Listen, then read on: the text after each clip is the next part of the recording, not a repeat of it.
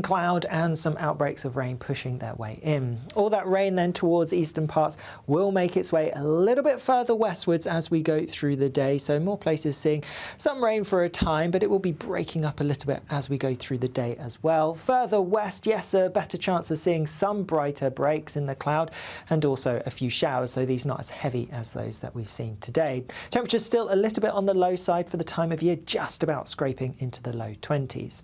Much of the rain will clear away as we go into Sunday, though clinging on to some rain in the far east of England first thing. Otherwise, some bright sunny spells, again some showers likely to develop, but these won't be quite as widespread as those that we've seen through today and we'll see through tomorrow. So a drier day for many before the rain is likely to return early next week. Bye-bye. Looks like things are heating up. Boxed boilers, sponsors of weather on GB News.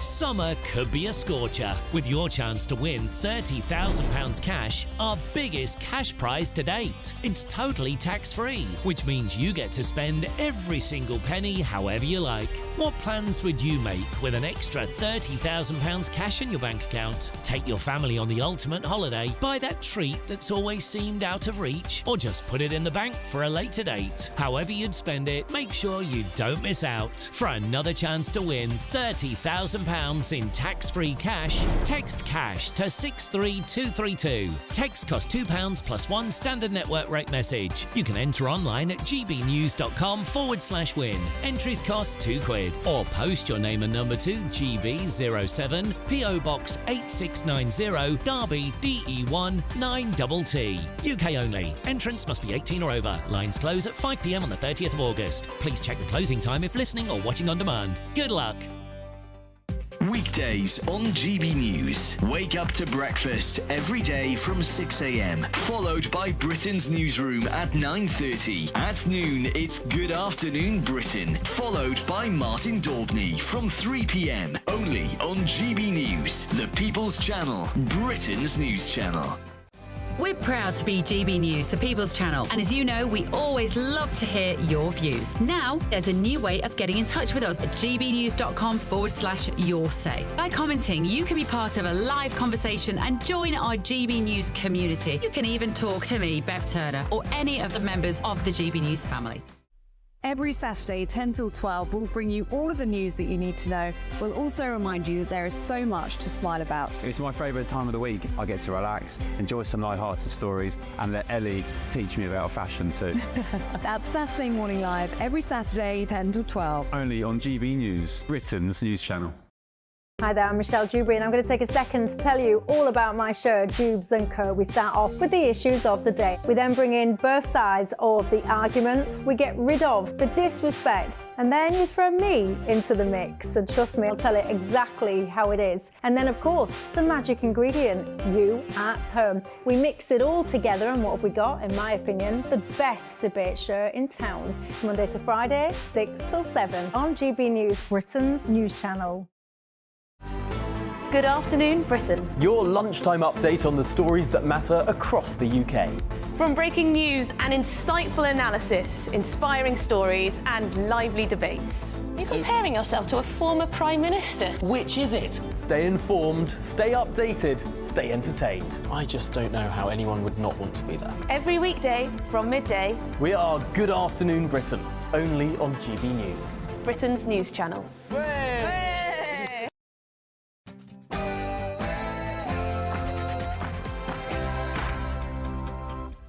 It's 9 p.m. I'm Patrick Christys. Tonight. What do we want? Pay restoration! When do we want it? Now! It's about time we globalise the Intifada! Where's the Labour front bench tonight? When are they going to stand up with the rest of the Labour movement? The unions already threaten to cripple Starmer's Britain. Labour will start by bringing forward an employment rights bill to legislate for this within the first 100 days of entering office. That's a cast-iron commitment. Has Angela Rayner just given them the green light to ruin our lives? Plus...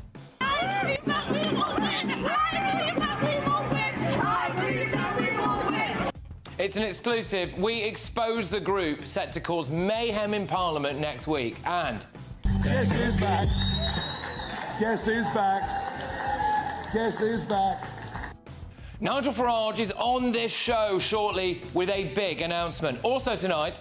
The bond between a mother and son is eternal and transcends even the greatest losses. Prince Harry is slammed as a grifter for accepting a military award. Also, Starmer says that Joe Biden is absolutely fine. Well... And now I want to hand it over to the President of Ukraine, who has as much courage as he has determination. Ladies and gentlemen, President Putin. Time for the care home, Sleepy Joe. But this man has still got a job. The answer is blowing in the wind. On my panel tonight is ex-ITV and BBC political top dog. It's John Sargent, entrepreneur Joanna Jarju and broadcaster Alex Armstrong. Oh, and can you tell me what happens next here? I will reveal all very, very shortly. Get ready, Britain. Here we go.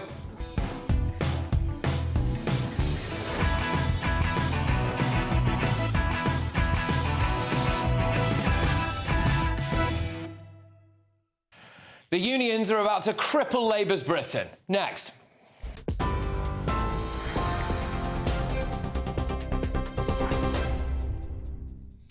Very good evening to you. Patrick will be up next, but first a quick look at the headlines at just after 9 o'clock. And first, we'll start with a breaking development. We're hearing from the Metropolitan Police tonight. We've learned that a man has been arrested in London after 2 suitcases containing body parts were discovered on a bridge in Bristol. But police say he's not the main suspect. The main suspect, they are saying, is still at large, and his connection to the case also remains unclear at this stage. The ongoing investigation, now led by the Metropolitan Force, is currently focused on a house in Shepherd's Bush in the west of the capital, where the victims are believed to have been murdered. We also saw a helicopter circling the area earlier, and officers now guarding the crime scene. The body parts, thought to belong to 2 adult men, were dumped at Bristol's Clifton Suspension Bridge on Wednesday evening. The main suspect, described as a bearded man wearing a black Adidas cap. You can see the latest images released there from CCTV footage on the screen. That man is believed to have travelled from London to Bristol, where he dumped the human remains. Police are now issuing a warning to the public not to approach him, and if they see him, to call 999 immediately. The security guard who plotted to kidnap, to rape and to murder Holly Willoughby has been described today as a calculating sexual predator. Chelmsford Crown Court was told Gavin Plum, who's been jailed today for at least 15 years, had graphic and sexualised conversations with others online about attacking the TV presenter. Detective Chief Inspector Greg Wood from Essex Police led the investigation. Planned this attack on Miss Willoughby over a 2-year period, scoping her movements, seeking help from others and buying items that would incapacitate and inflict violence. He is not a fantasist. He's a calculating sexual predator who has spent his adult life seeking to inflict violence on women. The new Justice Secretary has confirmed today that urgent measures are needed to tackle what she's called the overcrowding crisis in prisons. On a visit to Five Wells Prison, Shabana Mahmood warned that the overflowing jails could lead to what she called chaos in the criminal justice system. She claims that police will soon be unable to detain criminals and courts will be forced to delay trials. The early release scheme means some inmates will now be freed after serving just 40% of their sentence. And as we heard from Patrick at the top of the hour, US President Joe Biden is now insisting he will push ahead with his re-election bid, despite 2 standout mistakes at the NATO summit this week. Speaking at the end of the 3-day event in Washington, he referred to the Ukrainian president as President Putin and mixed up his own vice president with his election rival Donald Trump. Ukraine will prevail in this war, and we'll stand with them every single step of the way. That's what the compact says, loudly and clearly. And now I want to hand it over to the President of Ukraine, who has as much courage as he has determination. Ladies and gentlemen, President Putin. President Putin. You're going to beat President Putin. President Zelensky. I'm so focused on beating Putin. And on the topic of Joe Biden, I'm just reading here a line from the Reuters news agency quoting a Biden campaign official saying that he will probably continue to make gaffes and that Biden has, he says, been making gaffes for more than 40 years. That latest line into us from Reuters. We'll bring you more on that as we get it. Turning, though, to SpaceX, the space company has been told by US regulators to ground its Falcon 9 rocket after one broke apart a few minutes following its launch. The upper stage engine malfunctioned, meaning 20 satellites were unfortunately deployed in a low orbit where they will eventually burn up in Earth's atmosphere. It's the first failure of the Falcon 9 rocket in nearly a decade. And finally, England manager Gareth Southgate says his team's big match experience will be vital in their Euro 2024 showdown against Spain on Sunday. They've reached the tournament's final for the second time in a row after being beaten by Italy on penalties at Wembley in 2021. But ahead of Sunday's match, the King has asked the England squad to alleviate the blood pressure of the nation by avoiding any late drama in the final. But the King is not the only one predicting the outcome. Psychic penguins at the London Zoo are predicting disappointing results. I'm not sure we can rely on penguins. I'll stick with the King's optimism instead. Those are the latest GB News headlines for now. I'm Sam Francis, back with you for another update at 10 o'clock. For the very latest GB News direct to your smartphone, sign up to News Alerts by scanning the QR code or go to gbnews.com/alerts.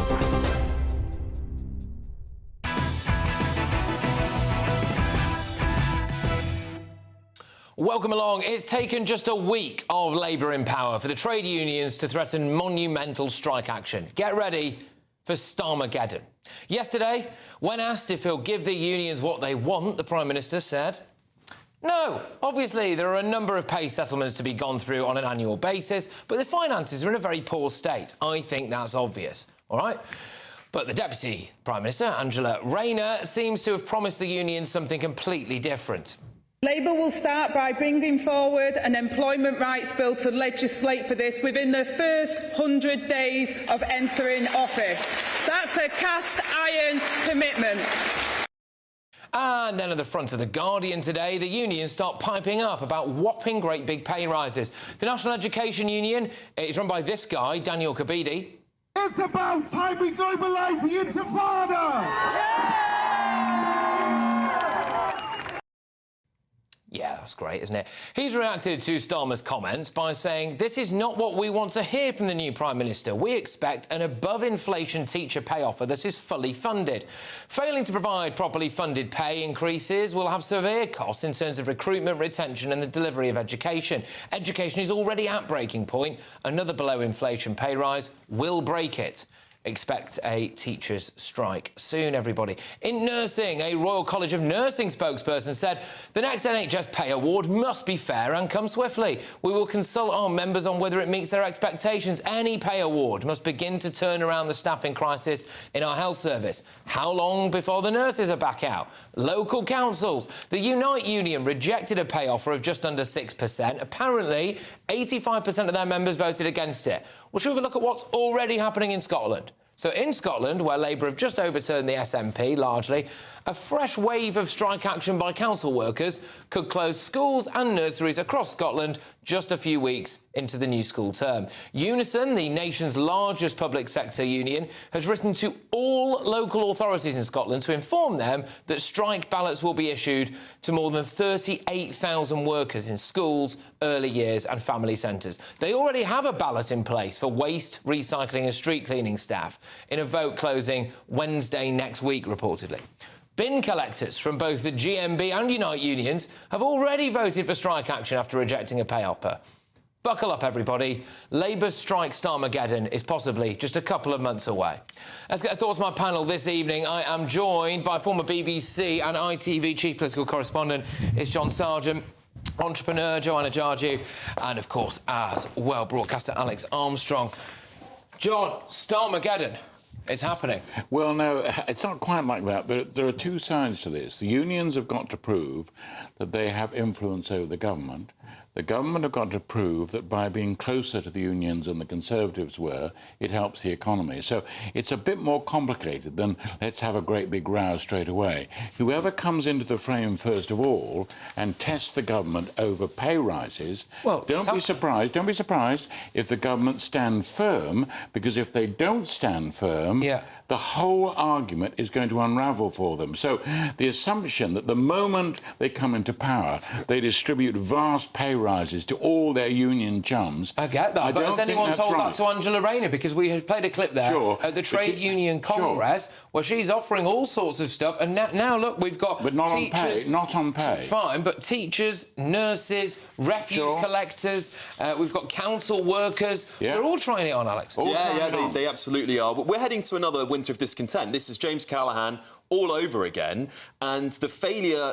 I think what a lot of trade unions and lefties thought this would be payday for them, that they'd walk in, people like Angela Rayner have been gearing up to hand over all the cash, keep inflation high, the cost of working people, to give it over to their union bosses. And I've been saying this for weeks, and I'm going to be right. Angela Rayner is scratching on number 10 already. She's making her play. She's cozying up to the unions, and she's going to be their girl as Keir Starmer starts to lose support. Joanna, this is going to be Sadiq Khan's London all over again. Don't worry, I'll stop the strikes. I'll stop the strikes. Every other flipping week someone's out on strike in London. This is just going to be the country now, isn't it? Well, not necessarily. I think we have to give them a chance. At the end of the day, it's been a week and, you know, they've done well in the sense that we're hearing some good things, at least from the junior doctors. My worry is the fact that, let's say if they do reach an agreement with the junior doctors and it doesn't end up being the 35%, but close to it, you've got all of these other people as well, local council workers, teachers, all of these other, you know, professionals who are also going to think, well, hang on a minute, you've had it, they've had it, so what about us as well? And the reality is that if Labour aren't going to put taxes up, and if they've made commitments saying they're not going to increase VAT and other ways of actually raising money to fund this, then how are they actually going to be able to do it? So maybe it's good for Angela Rayner to actually get them on side to an extent. Well, sure, but this is exactly the opposite to what you were saying when the Tories were in government. We need to get round the table. Do you remember that? They are getting round the table. Oh, they're getting round the table to tell them to F off. I think that's what they're doing. It's true. Well, that's what Angela Rayner's telling them one thing. The Prime Minister's telling them the other. This is the division in the Labour Party that we've been talking about for months and months and months that hasn't surfaced. No, but I think one thing that's significant, and I think that one thing that actually makes a difference is when you get around the table with somebody who doesn't already have their defences up. So I think Angela Rayner just wants to get them on side. The point is they've got a chance now. That they've got to do it very early on with this government. If they blow it and everyone sees them just giving in to everybody, it would be catastrophic. They know this perfectly well. Everyone in the trade union movement knows the whole game about bargaining and all the rest of it. What they're trying to do is to create a better atmosphere between the unions, the people who are working, the people who are demanding money. Looks like it's going extremely well. The junior doctors will not get, I tell you, I'm promising you now, they will not immediately get 35%. No, well, they've said that. They will not. Everybody knows they will. The difficulty for Starmer is, you know, this whopping great big majority, all of a sudden, if we have the teachers out on strike, if you've got nurses out on strike, junior doctors back out on strike, refuse collectors back out on strike, up in Scotland, where they've just done, you know, rather well there for the first time in a good number of years, SNP. We're expecting strikes potentially in the next couple of months there that could shut schools down.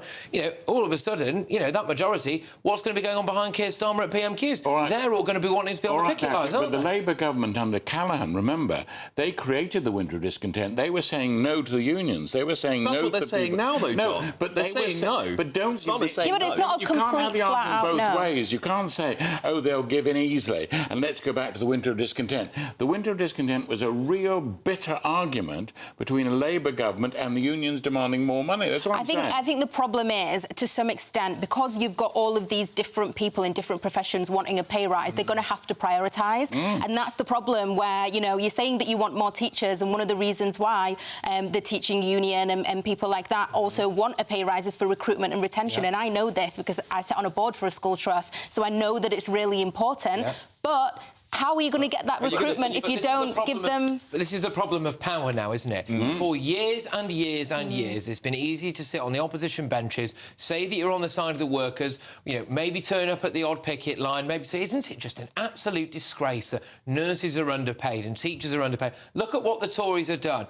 Wallop, 2 months in or 3 months in, you've got strike. Yeah. What are you going to do about it? I don't see how they solve it. Yeah, this is it, right? They thought this was going to be payday for them. They thought Labour government's coming in, we're all going to be flooded with cash in the public sector. The reality is there is no money. Labour don't want to raise taxes because they're already at record highs. They're going to have to, let's be honest about that. Even Tony Blair said at least 50 billion.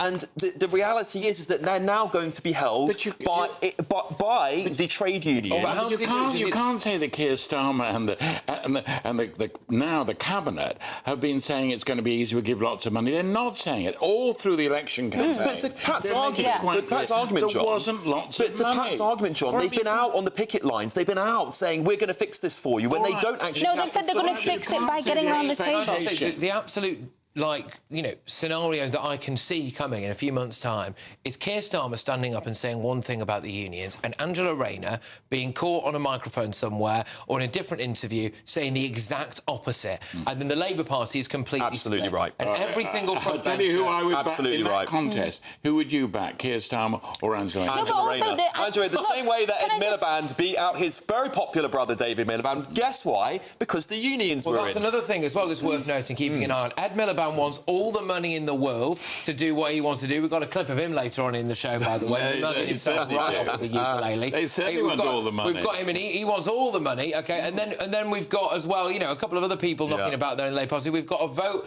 on the 2-child benefits cap that is being brought essentially against the Labour Party by itself, and that's going to happen in the next couple of weeks. It's exciting stuff. Can I just say that this could actually be their strategy behind closed doors, the whole good cop, bad cop thing. The unions need to feel like they've got someone on the inside advocating for them. And Angela Rayner... Angela Rayner was an excellent union leader. Bear in mind that these Labour MPs, they're in power. They're so excited about this. They're not going around moaning, saying, isn't it awful, we've got no money. They're thrilled to bits. Reality is Keir Starmer's most unpopular incoming Prime Minister in history. They know it. We know it. Angela Rayner knows it. She'll be scratching at the doors. We'll see. What's your problem with Angela Rayner? Leave her alone. Leave her alone. This space, because this is a problem that is not going away anytime soon. In fact, it's coming to a head quite soon. I imagine you've got leaders of major unions all on the front of The Guardian, a week of Labour in office, absolutely hammering them, essentially saying, look, strikes are possibly coming. But coming up, Joe Biden had the chance to prove to the world that he was up to the job of president last night.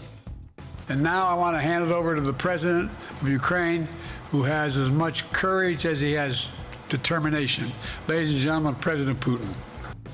I had the misfortune of leaving the studio last night and going home. I got back to my flat and I was watching that unfold in real time on my phone, trying to decipher whether or not this was like AI or if it was him. But anyway, so after that horror show, where next for Biden and the Democrats? We get the expert opinion of a top doctor as well, which I think is important. Maybe you could do with a bit more of that. And former executive assistant to Ronald Reagan as well, Peggy Grom. But next, Prince Harry defied the thousands of veteran critics and accepted a so-called sporting Oscar. The bond between a mother and son is eternal and transcends even the greatest losses. He was asked not to accept that award, but he did it anyway. Former royal butler Grant Harold goes head-to-head with journalist Laurie Turner on that next. It's Patrick Christys tonight. We're on GB News.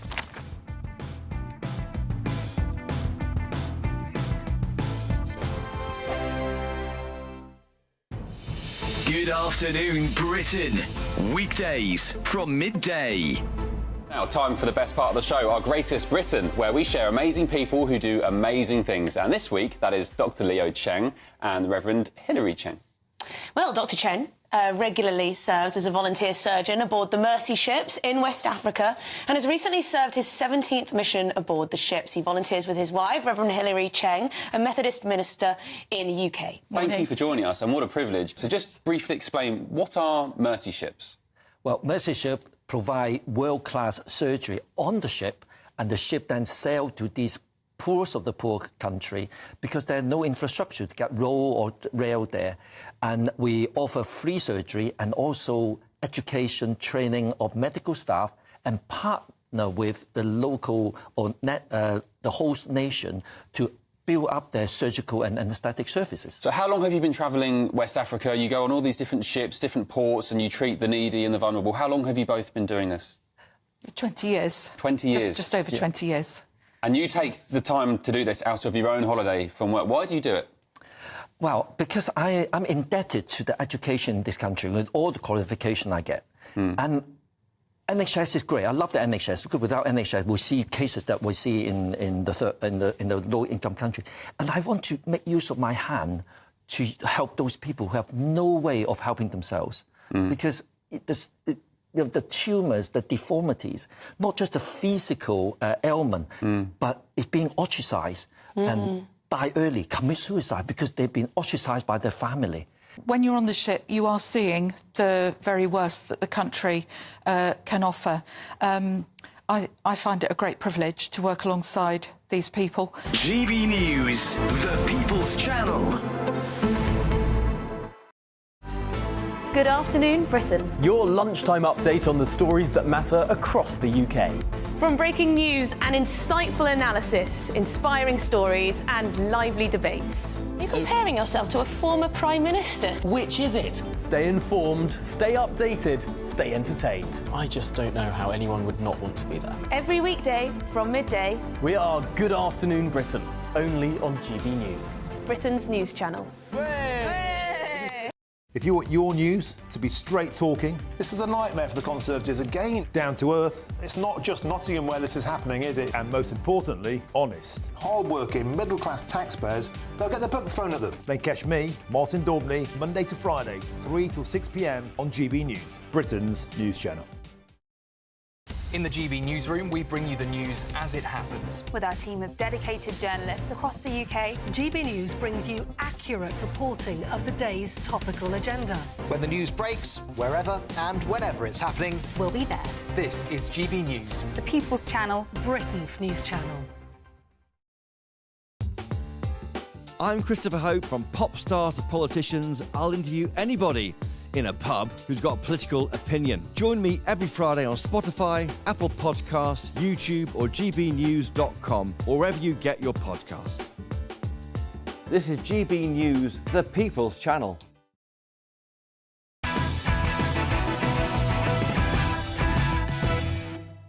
Welcome back to Patrick Christys Tonight. Coming up, is it time for Joe Biden to throw the towel in? And Nigel Farage will be on this very show. He's got a big announcement, so stay tuned for that. That is coming up very shortly. But first, should Prince Harry have accepted an award named after a US war hero at a glitzy ceremony last night? People begged him not to, but he did it anyway. It's time for tonight's head-to-head. Well, Prince Harry paid tribute to the eternal bond between mother and son as he appeared alongside his wife, Meghan Markle, at the glitzy ESPY Awards, dubbed the Sporting Oscars last night. The Duke accepted the Pat Tillman Award, named after a US war hero, for his Invictus Games work. But Harry's decision to accept the award was shrouded in controversy after more than 76,000 people signed a petition demanding he reverse his decision. Well, speaking last night, Harry paid tribute to Pat Tillman's mother, Mary. I'd like to begin by expressing my deepest gratitude to everyone at the Pat Tillman Foundation, led by Marie Tillman-Shenton, who I'm so honoured is here tonight. I'd also like to acknowledge the Tillman family, especially Mrs. Mary Tillman, Pat's mother. Her advocacy for Pat's legacy is deeply personal and one that I respect. The bond between a mother and son is eternal and transcends even the greatest losses. But that comes after Mary Tillman slammed his decision to give Prince Harry the gong, saying, "I am shocked as to why they would select such a controversial and divisive individual to receive the award. There are recipients that are far more fitting. These individuals do not have the money, resources, connections or privilege that Prince Harry has." So tonight I'm asking, should Harry have actually accepted the award? Let me know your thoughts. Go to gbnews.com/your say. Tweet me at GBNews and make sure you take part in our poll. But going head-to-head on this now, a former royal butler, Grant Harold, and the journalist and broadcaster, Laurie Turner. Thank you very much. Great to have you both on the show. Laurie, I will start with you. I mean, the mother didn't want Harry to have it, but he did it anyway. What do you think? I just think it's incredibly tone deaf. He seems to have an amazing ability to not read the room. It wasn't like this was a surprise because the opposition to him getting this award had been growing. So he had the chance to say, actually, I hear what you're saying. I'm not going to accept the award, but he didn't. He also, I was quite surprised in the way that if you decide, because obviously the Invictus Games is something that he's created and it has been really important for the veterans community. But why then didn't he bring a couple of people from the Invictus Games with him on that evening and bring them up on stage and then say, this is about the Invictus Games, it's not about me. And that would have slightly rescued it. But it's not. It is about him, isn't it? And I just find it really shocking because if you look at who Pat Tillman was, the man who gave up a sporting career to join the army after 9/11, somebody who is this whole award is about patriotism, it's about service, it's about duty.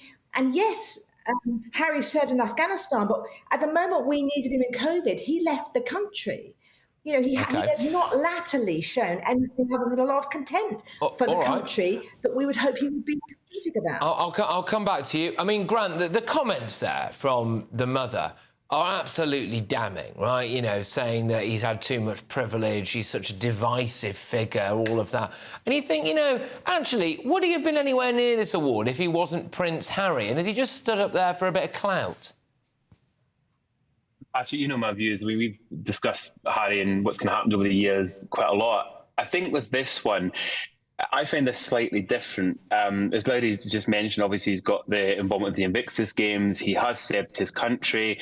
So I can understand why he's being put forward, but I can also understand why a lot of people don't want him accepting the award. But on saying that, I kind of thought, well, why not accept it? Because at the end of the day, this Invictus Game that he's put together is a success. I mean, so many people enjoy taking part and being involved in it.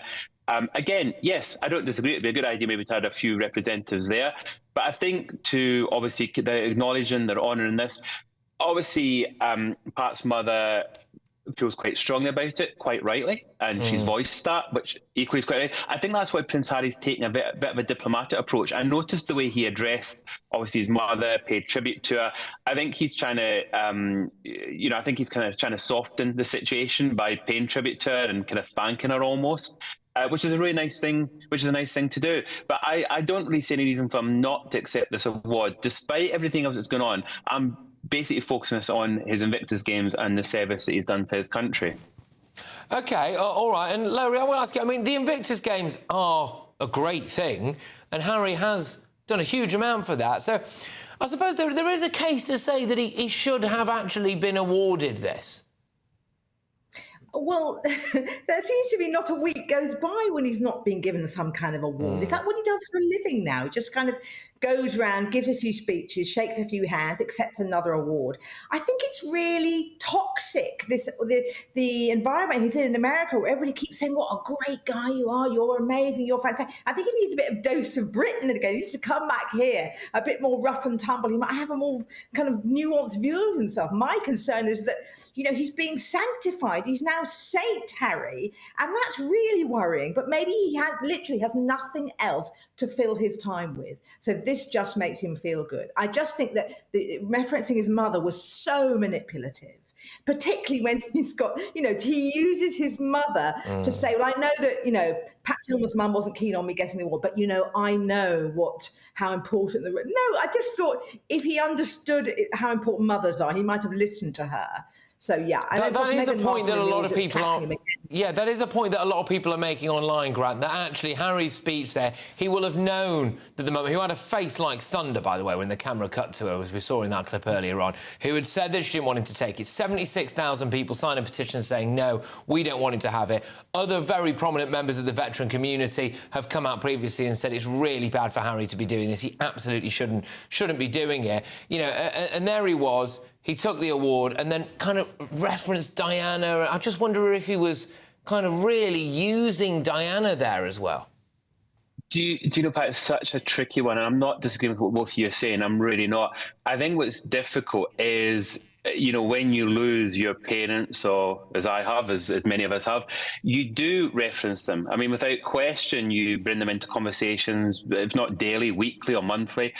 So I don't think it's unusual for what he said. I've noticed Prince William also does it sometimes. They both reference the mother, which I completely understand. It's the late mother, they adore the late mother, as long as it's done for the right reasons. And I think on this occasion it is. I'm not disagreeing with what you're both saying, because he does obviously mention it quite a lot.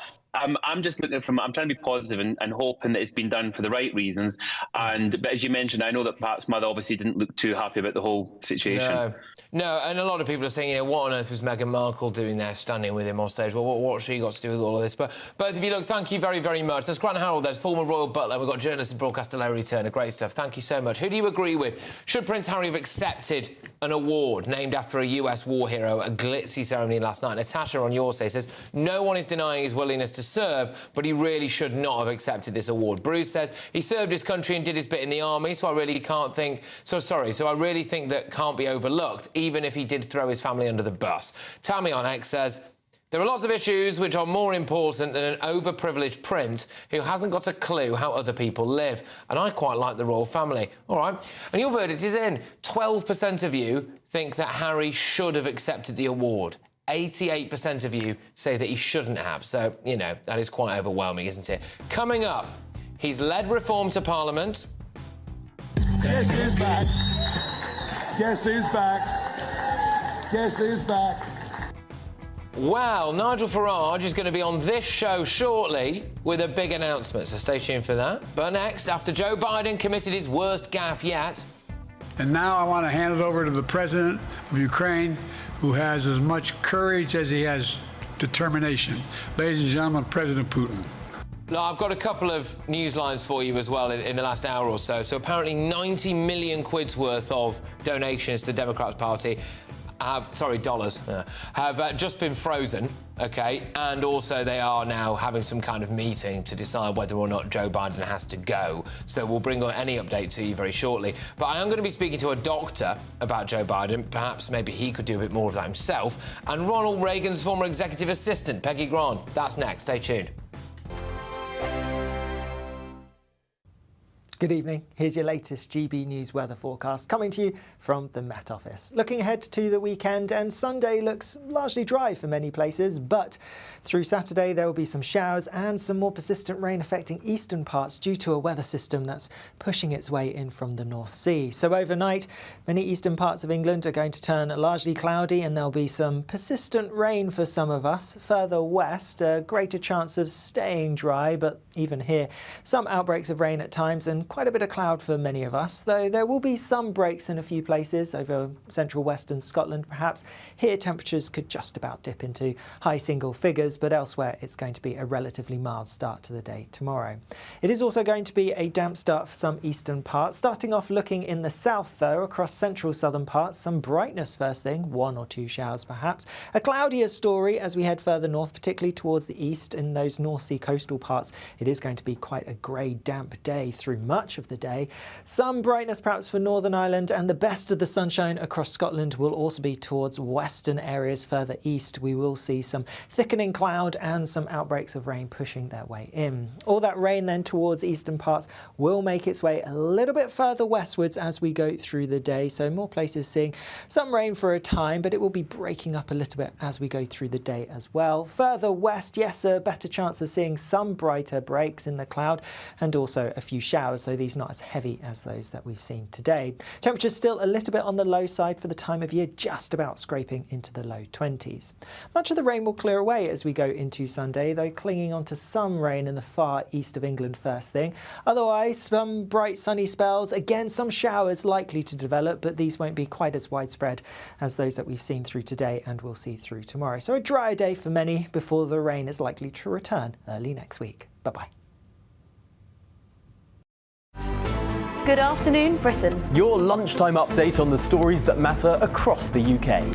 From breaking news and insightful analysis, inspiring stories and lively debates. You're comparing yourself to a former Prime Minister. Which is it? Stay informed, stay updated, stay entertained. I just don't know how anyone would not want to be there. Every weekday from midday. We are Good Afternoon Britain, only on GB News. Britain's news channel. Hi Hi there, I'm Michelle Dewberry, and I'm going to take a second to tell you all about my show, Jubes & Co. We start off with the issues of the day. We then bring in both sides of the arguments. We get rid of the disrespect. And then you throw me into the mix. And trust me, I'll tell it exactly how it is. And then, of course, the magic ingredient, you at home. We mix it all together, and what have we got? In my opinion, the best debate show in town. Monday to Friday, 6 till 7 on GB News, Britain's news channel. Are the newspapers getting you down? My wife didn't divorce me that month. Struggling to separate the wheat from the chaff? I know that it's a bit of a circus at the best of times. Well, don't worry. Headliners has got you covered. We'll take the burden of reading the day's news, and if we get depressed, who cares? It's an occupational hazard, frankly. That's Headliners on GB News from 11 p.m. till midnight, and the following morning, 5 till 6 a.m. on GB News, the comedy channel. Nah, just kidding. Britain's news channel.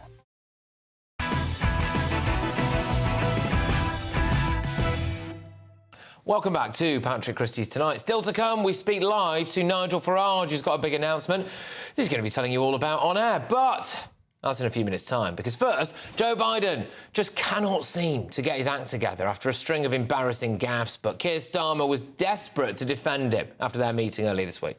They're implying that President Biden is senile. Is he? No, we had a really good bilateral yesterday. We were billed for 45 minutes. We went on for the best part of an hour. We went through a huge number of issues at pace. He was actually on really good form and mentally agile, absolutely across all the detail. Yep, OK. Well, let's just go to what happened a couple of hours later, shall we? And now I want to hand it over to the president of Ukraine, who has as much courage as he has determination. Ladies and gentlemen, President Putin. Alive, sharp, on top of the detail. Yeah, he's muddled up Ukraine's president there, hasn't he, with the man who's waging war on Ukraine. But wait, there's more. I wouldn't have picked Vice President Trump to be vice president, but I think she was not qualified to be president. So let's start there. Alive, sharp, on top of the detail. And he had this bizarre response to a question on criticism from Donald Trump. You referred to Vice President Harris as Vice President Trump. Right now, Donald Trump is using that to mock your age and your memory. How do you combat that criticism from tonight? Listen to him. What? All right. Biden's latest gaffes have strengthened calls from within to stand down. So, Jim Hines, the top Democrat on the House Intelligence Committee, publicly called on Mr. Biden to make way for a younger successor just moments after he finished speaking. And tonight, it's been reported that $90 million of donations have now been frozen until Biden pulls out of the presidential race. Look, I'm going to go to former executive assistant to President Ronald Reagan and political commentator Peggy Grande, and also, in a bit anyway, I'm going to be talking to a doctor. But Peggy, I just want to talk to you first on this. How big a problem is this for everyone in America, do you think, really? And what has to happen now with Biden? It's embarrassing, isn't it? It truly is. And thank you, Patrick, for having me on the program. This is a terrible week for the Democrats, and it started with the debates, which was a disastrous performance. And a lot of people feigned shock, like they had never seen this coming. But those of us who have been actually watching Joe Biden for the last 3.5 years try to do his job have seen him fumble and stumble and mumble. And so this was no surprise. And so the American people are very frustrated that they have been lied to. This has been a massive cover-up, and now they're angry. Who's known? How long have they known? And why did they cover it up and lie to the American people? And ultimately, they're worried. We have a commander-in-chief who is cognitively not fit for duty, not only for the next 4 years, but for now. And so the American people are truly concerned about this. They've been lied to, they're angry, and now they're worried. Yeah, exactly. I mean, actually, another clip we could have played during that was that he referred to himself as not being the commander-in-chief during that absolute horror show that happened last night. You make a great point, though, about the lies and the deceit. So there's people around him. What I can't understand is why his wife and, you know, Hunter Biden, I can understand why maybe Hunter hasn't said anything to him, but yeah, this is actually quite cruel. I mean, why? It's uncomfortable. It's uncomfortable to watch. What are his family doing here? Yeah, it's hard for any of us to watch, and we all have a heart of compassion. We've all seen elderly grandparents or relatives struggle with cognitive issues, but those are people that we can lovingly hold the hand and play a game of bingo with, and they're not holding the nuclear codes, and we're not worried about them entering us into World War III. We have seen this president create chaos throughout the nation. We have seen him create unease and dumpster fires all over the world. We know that he is not fit for this, and yet his wife, his son, and a very small circle of advisors have encouraged him to dig in his heels.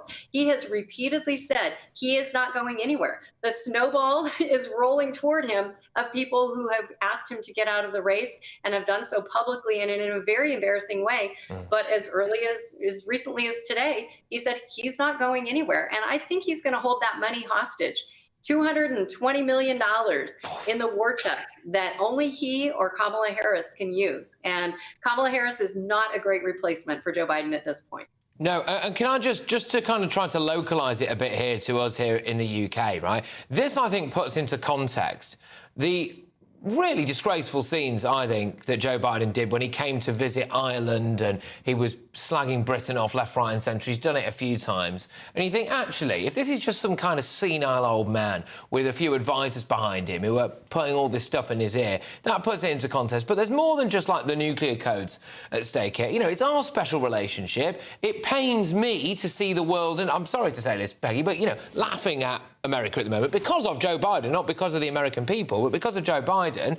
You know, and I just wonder if people on the left now are going to wake up and realise that actually Trump is the right man for this. And how can anyone in their right minds possibly suggest that President Biden for a second term is going to be better than President Trump for a second term? I mean, the guy looks as though he's going to keel over at any moment.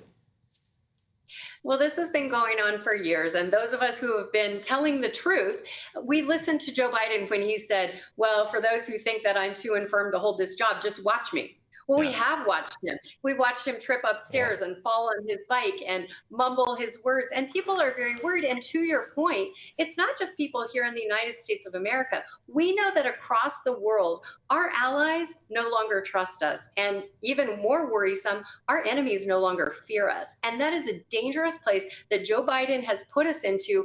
And frankly, even if they get rid of him, whether it's Kamala Harris, whether it's anybody else that they choose to put up on this platform, their policies are wrong.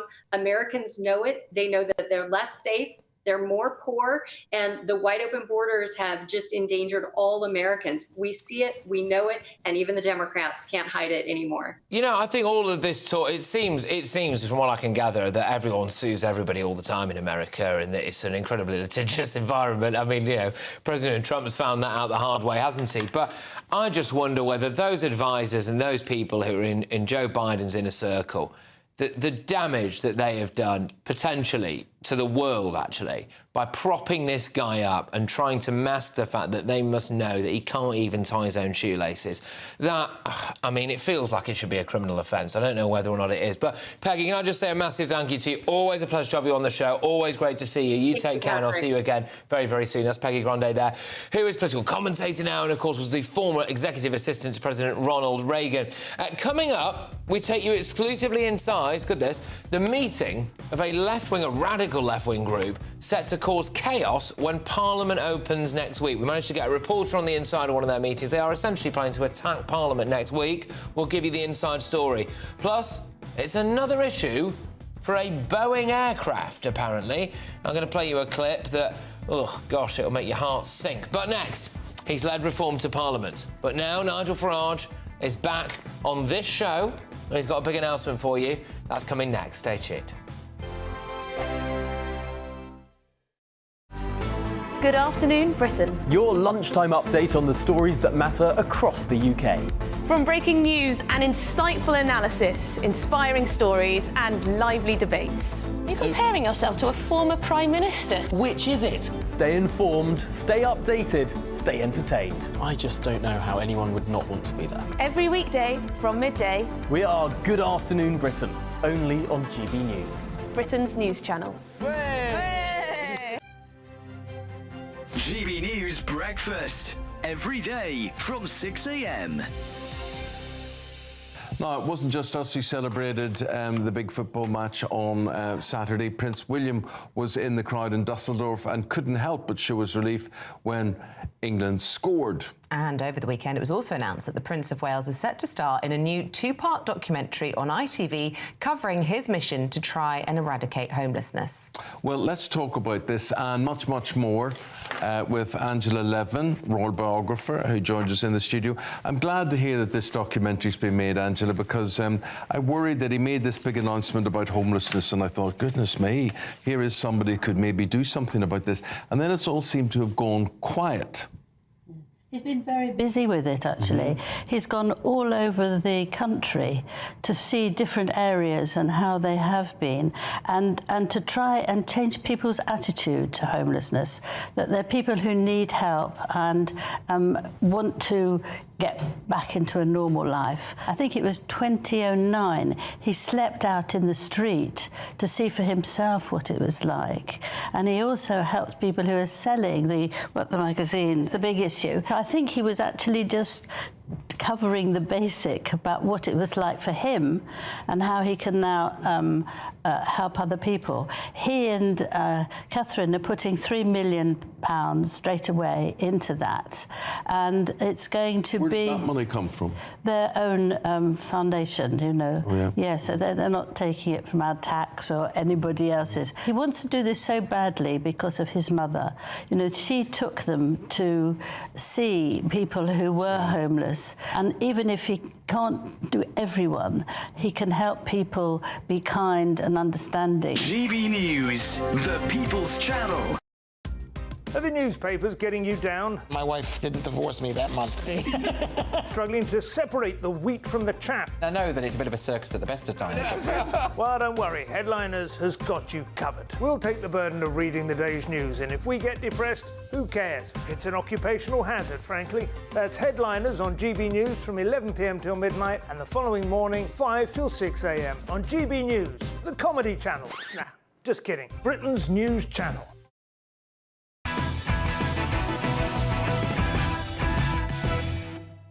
Welcome back to Patrick Christys tonight. Coming up, are Labour going to take us back to the 1970s? We're also going to take you inside a meeting of a radical left-wing group threatening to attack Parliament next week. It's a GB News exclusive.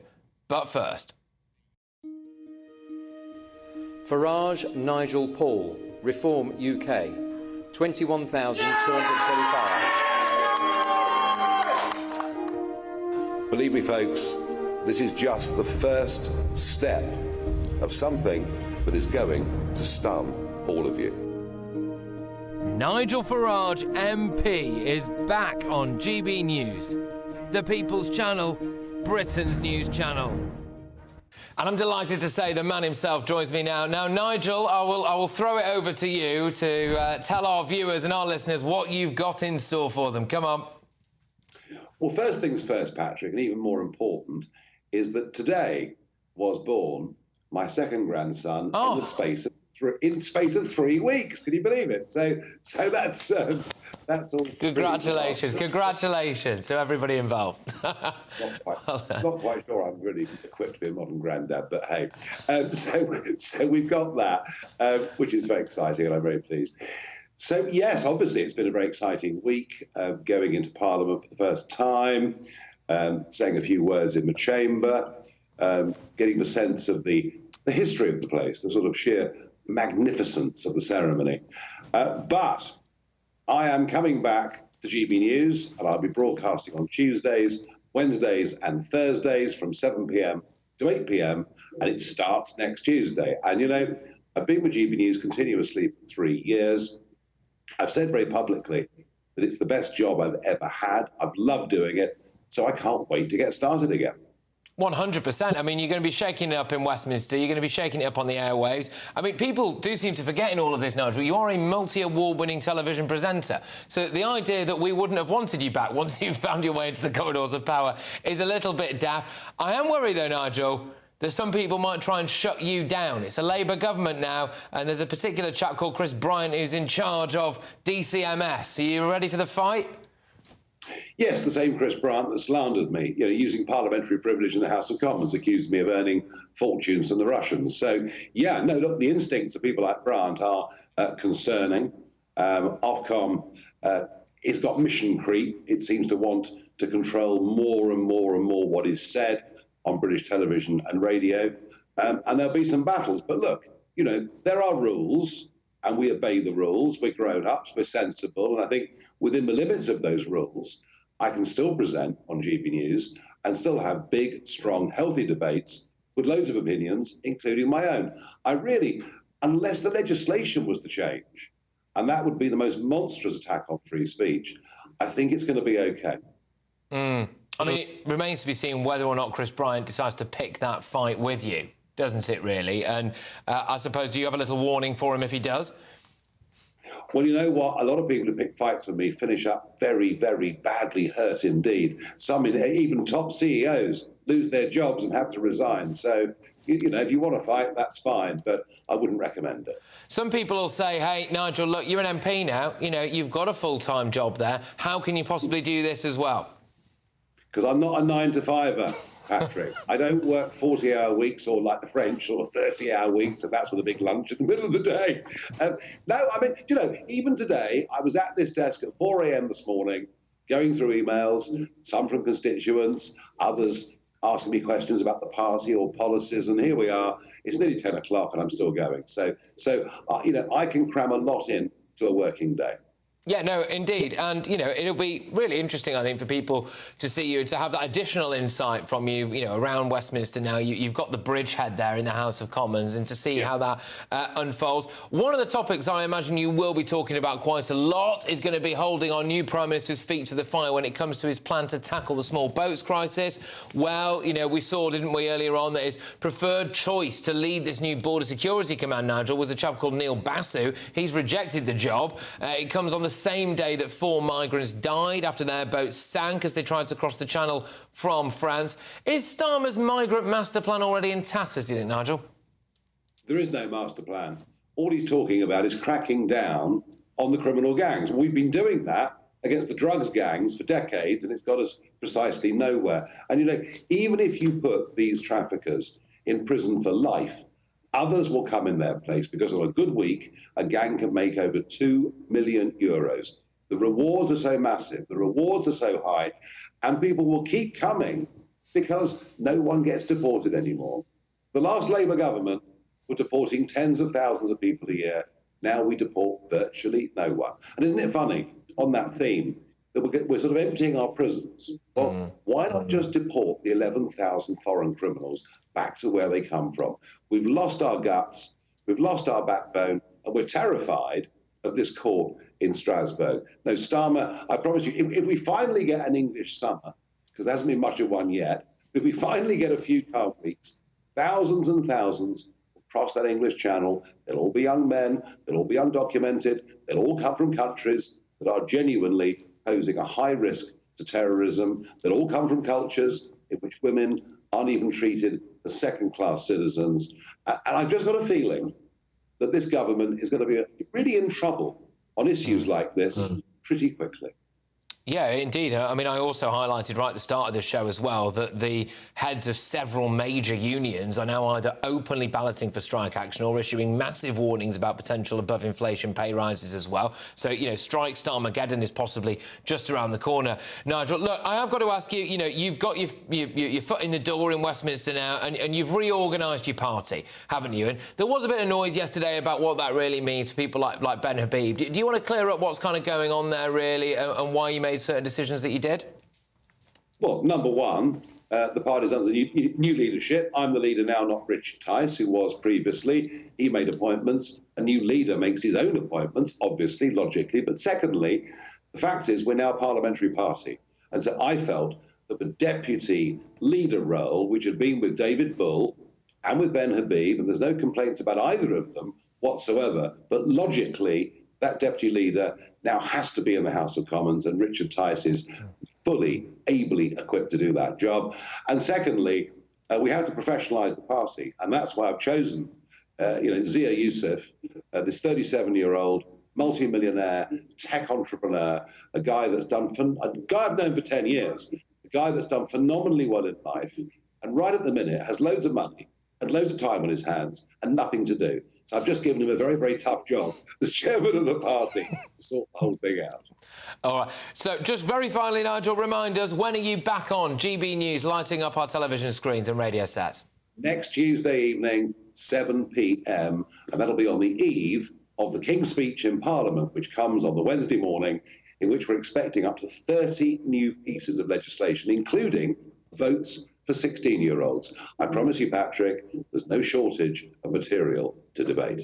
Absolutely box office stuff. Nigel, thank you very much, as ever, and thank you for extending your day for us as well. Anyway, you take care. All right, it's Nigel Farage there, who is an MP and also still a GB News presenter. So there we are. Coming up, as Labour moves to ban puberty blockers permanently, are they entering a political minefield? We're going to go head-to-head on that one. But first, well, we've been inside a meeting of a radical left-wing group that is promising to cause absolute chaos when Parliament opens next week. Well, when we see this, I'm asking, should the police just nick him early? Stay tuned. That warm feeling inside from Boxed Boilers, sponsors of weather on GB News. Good evening. Here's your latest GB News weather forecast coming to you from the Met Office. Looking ahead to the weekend, and Sunday looks largely dry for many places, but through Saturday there will be some showers and some more persistent rain affecting eastern parts due to a weather system that's pushing its way in from the North Sea. So overnight, many eastern parts of England are going to turn largely cloudy, and there'll be some persistent rain for some of us. Further west, a greater chance of staying dry, but even here, some outbreaks of rain at times and quite a bit of cloud for many of us, though there will be some breaks in a few places over central western Scotland perhaps. Here temperatures could just about dip into high single figures, but elsewhere it's going to be a relatively mild start to the day tomorrow. It is also going to be a damp start for some eastern parts. Starting off looking in the south though, across central southern parts, some brightness first thing, 1 or 2 showers perhaps. A cloudier story as we head further north, particularly towards the east in those North Sea coastal parts. It is going to be quite a grey, damp day through much of the day. Some brightness perhaps for Northern Ireland, and the best of the sunshine across Scotland will also be towards western areas further east. We will see some thickening cloud and some outbreaks of rain pushing their way in. All that rain then towards eastern parts will make its way a little bit further westwards as we go through the day, so more places seeing some rain for a time, but it will be breaking up a little bit as we go through the day as well. Further west, yes, a better chance of seeing some brighter breaks in the cloud and also a few showers, so these not as heavy as those that we've seen today. Temperatures still a little bit on the low side for the time of year, just about scraping into the low 20s. Much of the rain will clear away as we go into Sunday, though clinging on to some rain in the far east of England first thing. Otherwise, some bright sunny spells, again some showers likely to develop, but these won't be quite as widespread as those that we've seen through today and we'll see through tomorrow. So a drier day for many before the rain is likely to return early next week. Bye-bye. Looks like things are heating up. Boxed Boilers, sponsors of weather on GB News.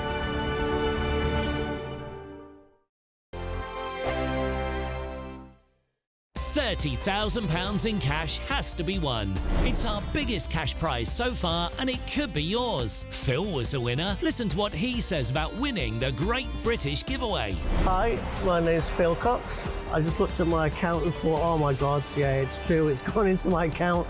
And if I can win it, anybody can win it. The next big winner could be you, with an extra £30,000 cash in your bank. For another chance to win £30,000 in tax-free cash, text CASH to 63232. Text costs £2 plus 1 standard network rate message. You can enter online at gbnews.com/win. Entries cost £2. Or post your name and number to GB07 PO Box 8690 Derby DE1 9TT. UK only. Entrance must be 18 or over. Lines close at 5 p.m. on the 30th of August. Please check the closing time if listening or watching on demand. Good luck. Hi there, I'm Michelle Dewberry and I'm going to take a second to tell you all about my show, Jubes & Co. We start off with the issues of the day. We then bring in both sides of the argument. We get rid of the disrespect. And then you throw me into the mix. And trust me, I'll tell it exactly how it is. And then, of course, the magic ingredient, you at home. We mix it all together and what have we got, in my opinion, the best debate show in town. Monday to Friday, 6 till 7 on GB News, Britain's news channel. Are the newspapers getting you down? My wife didn't divorce me that month. Struggling to separate the wheat from the chaff? I know that it's a bit of a circus at the best of times. Well, don't worry, Headliners has got you covered. We'll take the burden of reading the day's news, and if we get depressed, who cares? It's an occupational hazard, frankly. That's Headliners on GB News from 11 p.m. till midnight, and the following morning, 5 till 6 a.m. on GB News, the comedy channel. Nah, just kidding. Britain's news channel.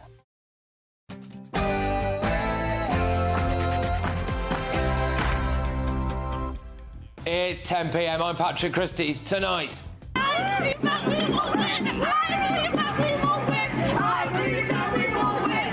We expose the group set to cause mayhem in Parliament next week, and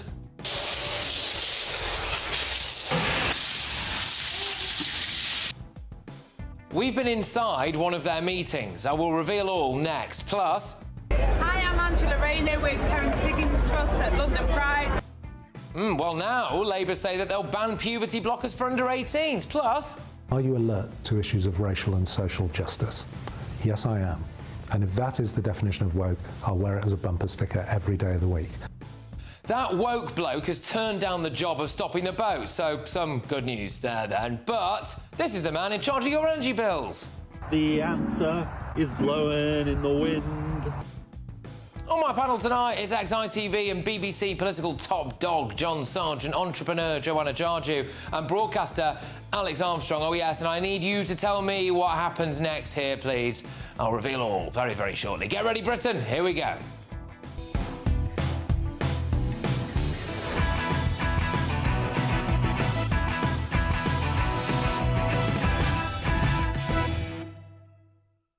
I expose the activists plotting to attack Parliament. Next.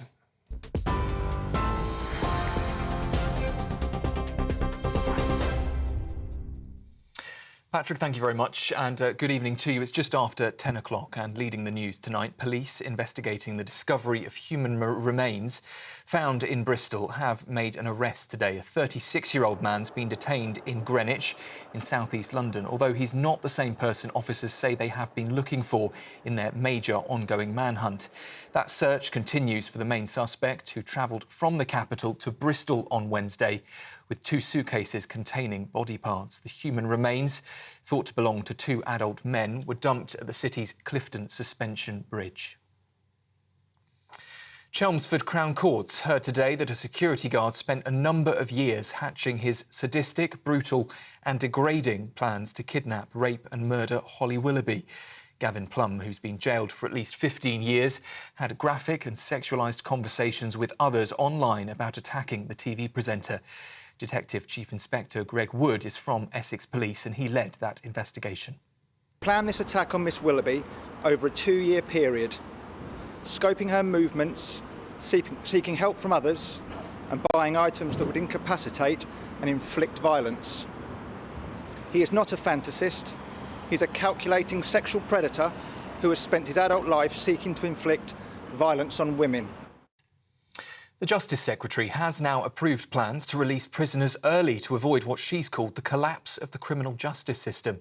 Shabana Mahmood is allowing inmates who are not convicted of sexual or terror offences to be freed in England and Wales after serving 40% of their sentence. She claims that without the emergency measures, police will soon be unable to detain criminals and courts will be forced to delay trials. In the US, major Democratic donors are withholding $90 million in donations promised to Joe Biden's election campaign. It's understood that decision to freeze the funding hinges on the president's decision to push ahead with his re-election bid. It's the latest fallout from his poor debate performance against Donald Trump and standout mistakes he made at the NATO summit. This was the moment at the close of the 3-day event in Washington that he mistakenly called the Ukrainian president President Putin. Ukraine will prevail in this war, and we'll stand with them every single step of the way. That's what the compact says, loudly and clearly. And now I want to hand it over to the President of Ukraine, who has as much courage as he has determination. Ladies and gentlemen, President Putin. President Putin. He's going to beat President Putin. President Zelensky. I'm so focused on beating Putin, we got to worry about it. In the US, Alec Baldwin's trial linked to a fatal shooting on the set of the film Rust in 2021 has been put on hold. That's while judges consider a request from his defence to dismiss the case. These are the live scenes from the courthouse in New Mexico while those deliberations continue. The defence are arguing that the evidence about ammunition was hidden from them. Cinematographer Helena Hutchins died in 2021 after the Hollywood actor's gun went off. Baldwin, who's accused of firing the gun, is denying involuntary manslaughter. In sport, a professional snooker player has today been jailed for 3 years for domestic violence. Michael White's been convicted of multiple offences lasting over a year. The 37-year-old from South Wales has also been removed as a member of the World Professional Snooker Association. And finally, Sunday's men's single final at Wimbledon will be a rematch of last year as defending champion Carlos Alcaraz takes on seven-time champion Novak Djokovic. The 21-year-old Spaniard came from a set down to beat Daniel Medvedev in the semi-finals this afternoon. That was before Novak Djokovic got past Lorenzo Musetti on centre court in straight sets. Sunday's showdown will be Novak Djokovic's 37th Grand Slam final, and he could even become Wimbledon's oldest champion if he turns the table on last summer's dramatic 5-set loss to Alcaraz. Those are the latest GB News headlines for now. I'm Sam Francis, back with you just before headliners at 11 o'clock. For the very latest GB News direct to your smartphone, sign up to News Alerts by scanning the QR code or go to gbnews.com/alerts.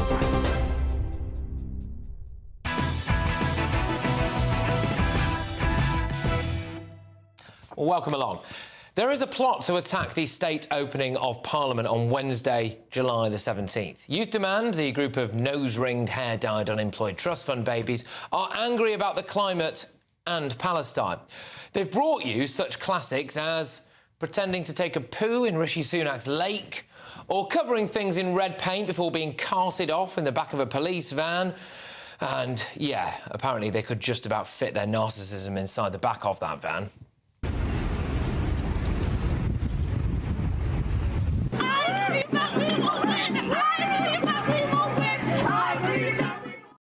Well, we can reveal that they are now planning to attack the opening of Parliament. It's worth noting that this lot hate Labour as much, if not more, than they actually hate the Tories. Keir Starmer, what you say? How many kids have you killed today? Keir Starmer, what you say? How many kids have you killed today? Keir Starmer, what you say? Excuse me, that seems like unnecessary force. Unnecessary force. And here's them on the Labour battle bus. Over 35,000 Palestinians are dead. 35,000 Palestinians. This number is only going to continue to rise as long as our... Well, we actually had a reporter inside one of their not-so-secret meetings, and we can reveal some of the things that were said in there. So this is apparently politics student Connie Chilcott. She's the head of Exeter Students' Union, in case you're wondering. Her pronouns are she, her, and her student union page says that she just loves being in the ocean because it helps decompress her from her busy life. Anyway, she warned on a Youth Demand call, Keir Starmer, you may now hold the keys to Westminster, but we are not going to let you rest because you are still actively supporting genocide and you're not listening. She said Youth Demand protesters would be encouraged to get into the road and onto the bridges during protests, adding, we're going to show to those people in power, show to the state, show to Keir Starmer that we are not going to stop. We're not going to stop until we get our demand met because the stakes are too high. Well, it will be interesting to see how Sir Keir Starmer deals with this lot, especially considering that he's currently got this guy in charge of, well, you know, the climate. So, my friend, is blowing in the wind. The answer is blowing in the wind. So here I am, on the latest stage of my GB Energy tour. And a Justice Minister who has attended pro-Palestine demonstrations and even reportedly committed civil disobedience herself by forcing a Sainsbury's to close in Birmingham. Well, if we know that they're going to try to attack the state opening of Parliament on Wednesday, why don't police just arrest this lot now and get it over with? Let's get the thoughts of my panel. We've got former BBC and ITV political top dog, it's John Sargent. We have entrepreneur Joanna Jarju and also broadcaster Alex Armstrong. Alex, just get them nicked. Yeah, lock them up. I mean, that's what I would do, honestly, Patrick, if I had it my way. These people want tyranny of the minority. This is what they want. They want to disrupt everyone's lives. They're doing it for Just Up Oil and all these other ridiculous left-wing woke organisations. And people just want to get on with their day-to-day. But the funny thing here is that I think a lot of people, before the election, thought that Keir Starmer would come and sort this all out, that he'd be some silver bullet to resolve all of these crazy people's dreams. But they're quickly finding out that this is an issue that's going to go on for a very long time. Keir Starmer himself lost 16,000 votes as a result of these types of protesters. So this is not going to go away, and it really impacts the Labour Party, as you said, Pat, far more than the Tories. Yeah, John, I mean, you know, we're going to have, apparently, some incidents at the state opening of Parliament on Wednesday. Why can't the police just preemptively act here? Because they don't want to make martyrs of them. I mean, the whole point is, and thank goodness, the Metropolitan Police know a great deal about protests. They know when to act, when not to act. You don't do it before they've even done anything. The chance of this being a highly successful demonstration in Parliament, the chances are pretty small, to be honest. Can I just explain why I'm saying that? Most of the students are on holiday.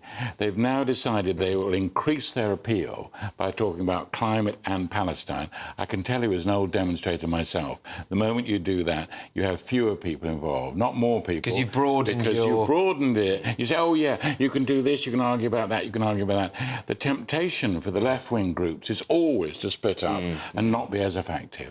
I just wanted to really quickly add that there has been arrests of some of these groups made that have targeted infrastructure of the country. So there was arrests a few weeks ago. I don't know whether this would fall under the same clause of the law. You want an offence? Sure. Yeah. If there's an offence, absolutely act. I mean, Keir Starmer, again, Joanna, is banging trouble here. I mean, his Justice Minister now, Shabana Mahmood, has basically done stuff like what this lot are doing. So what kind of authority does she have there to stop them? Ed Miliband is playing a ukulele in a wind farm. He doesn't do that all the time. We don't know that, do we? But yeah, I mean, the Labour Party has kind of courted these people, and it turns out they still hate them. Well, I don't think that... I mean, they probably think that they've courted them, but if they have, then they've done a really bad job, because I think that, you know, where it all kind of started to collapse was when Keir Starmer did that infamous LBC interview where he kind of said that Israel still has a right to defend itself and potentially cut off water and electricity. I think that's where it just collapsed completely for him. But then, since February, he's called for a humanitarian ceasefire. He's recently been talking about, as well, about recognising Palestine as a state. So he is edging closer to what these people want, but I think that what they're basically saying is we're not going to take our foot off the gas, we're going to keep putting pressure on you, and we want to go further. But, you know, to be completely fair to Keir Starmer, he has done to make more of a stand. Keir Starmer is not the Prime Minister of Israel. Yeah. Keir Starmer is not an Ed Miliband, not these global gods of climate change. But also, just on this, you know, now we do have an energy secretary who is, and I will keep saying this, the most expensive policy maker in British history, wants us to decarbonise by 80% by 2050, on top of everything else that he's doing, Great British Energy. That is basically what they want. You've got David Lammy as Foreign Secretary, who has all but said that, you know, he'd happily arrest Benjamin Netanyahu if he ever steps foot in Britain. So you've got that. You've got a Justice Secretary who's done exactly the kind of civil obedience that these people have done. So the Labour Party, it is now an adult version of what these people are. Yeah, but the word adult is useful.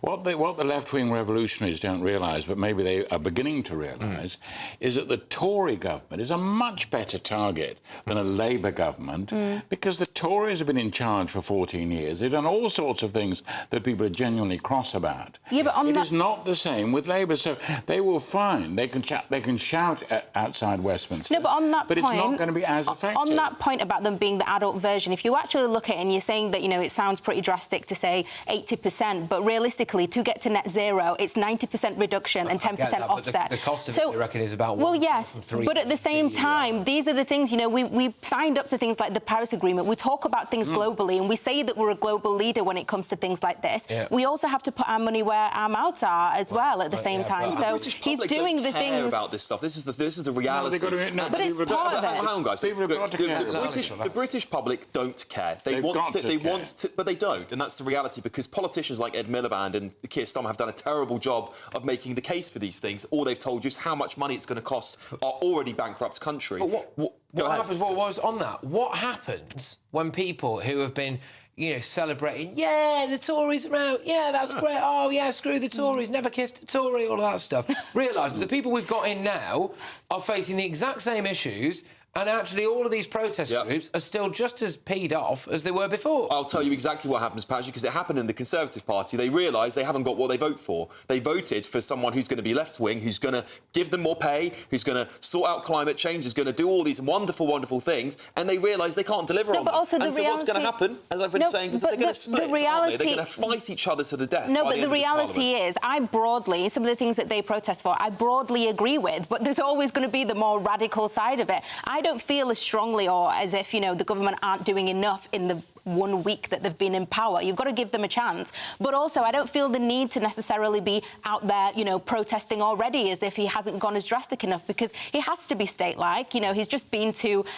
America, and he's just been kind of speaking to Biden, who obviously is a lot more vocal about his support for Palestine, while also saying that he's joining the other 140 countries. As an ally, he's got to play that balance. But I think that Keir Starmer, you know, in his heart, probably, you know, really resonates with these people, and I think it's really interesting. I've been really impressed with Keir Starmer as a lefty in this first week, because he's done a lot more than what he'd actually originally said. For example. But one of the big problems for him is that he's got all of these people sitting behind him now who, broadly speaking, probably support groups like Youth Demand. They probably support things like Palestine Action. They probably support all of that stuff. And when Keir Starmer is confronted with that problem, like he probably is going to be on Wednesday at the state opening of Parliament, and he can't take the line that a lot of these young radicals behind him want to do.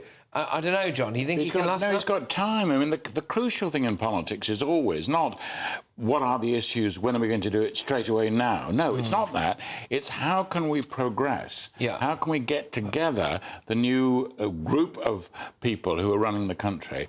Can they be pacified about, we can't do this straight away, we can't do it? Now, Keir Starmer, whatever else you say about him, has prepared the ground for that. He's been telling people for weeks and weeks and weeks, this will take time. We've got someone. If you then say, but there's going to be a confrontation on Wednesday, it'll all go wrong on Wednesday. It won't, I promise you, because all you get on Wednesday is a list of bills that are going to be argued about over months and months and months. But on Wednesday, outside Parliament, or potentially inside it, we've got someone there on record who's saying, right, people need to take to the streets, we're organising people to climb up things, we're organising people to do this, that and you the other. Believe they'll win? And if something, I'm not saying they necessarily believe that they win, John, but what does winning look like? They cause a scene or massive disruption, fine, that's one thing. What if someone gets hurt? What if something happens, right, that's really genuinely quite bad? What if somebody who's driving to an appointment, you know, misses that appointment, or their wife's giving birth in the front seat of their car and something happens there, and you think the police knew about this and didn't act? But they can't do anything about it, because at the end of the day,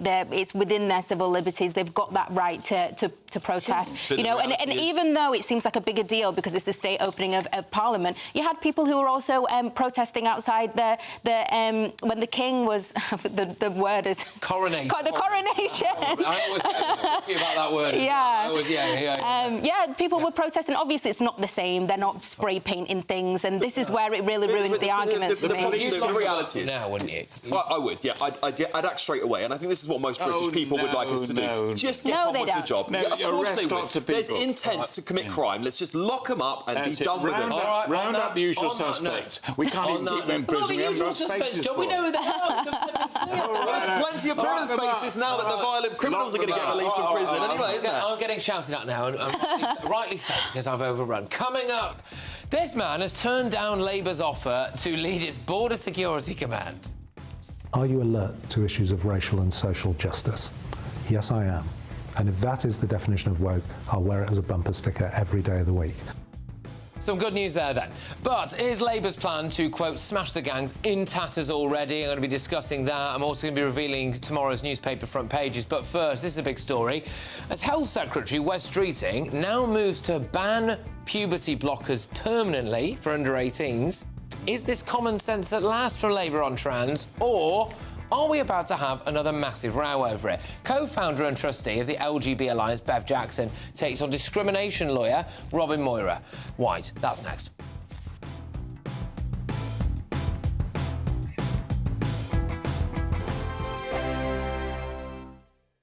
If you want your news to be straight talking, this is a nightmare for the Conservatives again. Down to earth. It's not just Nottingham where this is happening, is it? And most importantly, honest. Hard-working, middle-class taxpayers, they'll get their book thrown at them. Then catch me, Martin Daubney, Monday to Friday, 3 till 6 p.m. on GB News, Britain's news channel. Are the newspapers getting you down? My wife didn't divorce me that month. Struggling to separate the wheat from the chaff? I know that it's a bit of a circus at the best of times. Well, don't worry, Headliners has got you covered. We'll take the burden of reading the day's news, and if we get depressed, who cares? It's an occupational hazard, frankly. That's Headliners on GB News from 11 p.m. till midnight, and the following morning, 5 till 6 a.m. on GB News, the comedy channel. Nah, just kidding. Britain's news channel. Every Saturday, 10 till 12, we'll bring you all of the news that you need to know. We'll also remind you that there is so much to smile about. It's my favourite time of the week. I get to relax, enjoy some light-hearted stories, and let Ellie teach me about fashion too. That's Saturday Morning Live, every Saturday, 10 till 12. Only on GB News, Britain's news channel. This is GB News, Britain's news channel. I'm joined now by Stefan Kyriasis to give us the latest on everything theatre. So, yeah, we're going in first with Starlight Express, which is back. It's not in the West End. It's out at Wembley at the Troubadour Theatre, which is a big, almost kind of warehouse space, which suits because, as you know, have you seen the show? Starlight Express was my first ever musical. I must have been about 7 or 8 years old. I only saw it once, but I remember it being magical. Well, this one, it's 1984 it started, and it's still running in Bochum in Germany in a huge arena. So basically what we've got, they've slightly tweaked it, and there's a little boy or little girl, depending on the cast, going to bed, obsessed with toy trains and dreaming of trains. Everybody is dressed up. To me, it looks like a cross between Tron and Priscilla, Queen of the Desert. I don't really think any of them look remotely like a train, but hey, the songs are Andrew Lloyd Webber. It's pop mixed with kind of cod 1950s rock and roll, some power ballads. The lyrics are politely like something out of an old speak and spell machine or something, you know. He's a steam train, they're out of date, he's being bullied by the diesel and the electric, and he falls for this carriage, the first-class carriage, new girl Pearl, and he wants to impress her, so he enters a race, and that's pretty much it. And when the races happen, all these barriers come up around where we're sitting, the lights are flashing, the music's thumping. It's utterly ridiculous, and I felt like a kind of teenager that was huffing sherbet dib-dabs off a giant block of sugar. It's so much fun, and the really crucial thing about it all is that somehow, in the middle of all of that, I felt myself getting into the story. And when Pearl and Rusty have their little duet, I was very moved, and there's this big starlight sequence, which is the inspiration, the magical starlight that he's seeking. It's beautiful. GB News, the People's Channel. Join me, Neil Oliver, every Sunday night at 6 p.m. on GB News. And if an hour is not nearly enough for you, go to gbnews.com for special extended episodes online every Friday at 9 p.m, where we can truly get into the nitty-gritty of what's going on. GB News, Britain's news channel.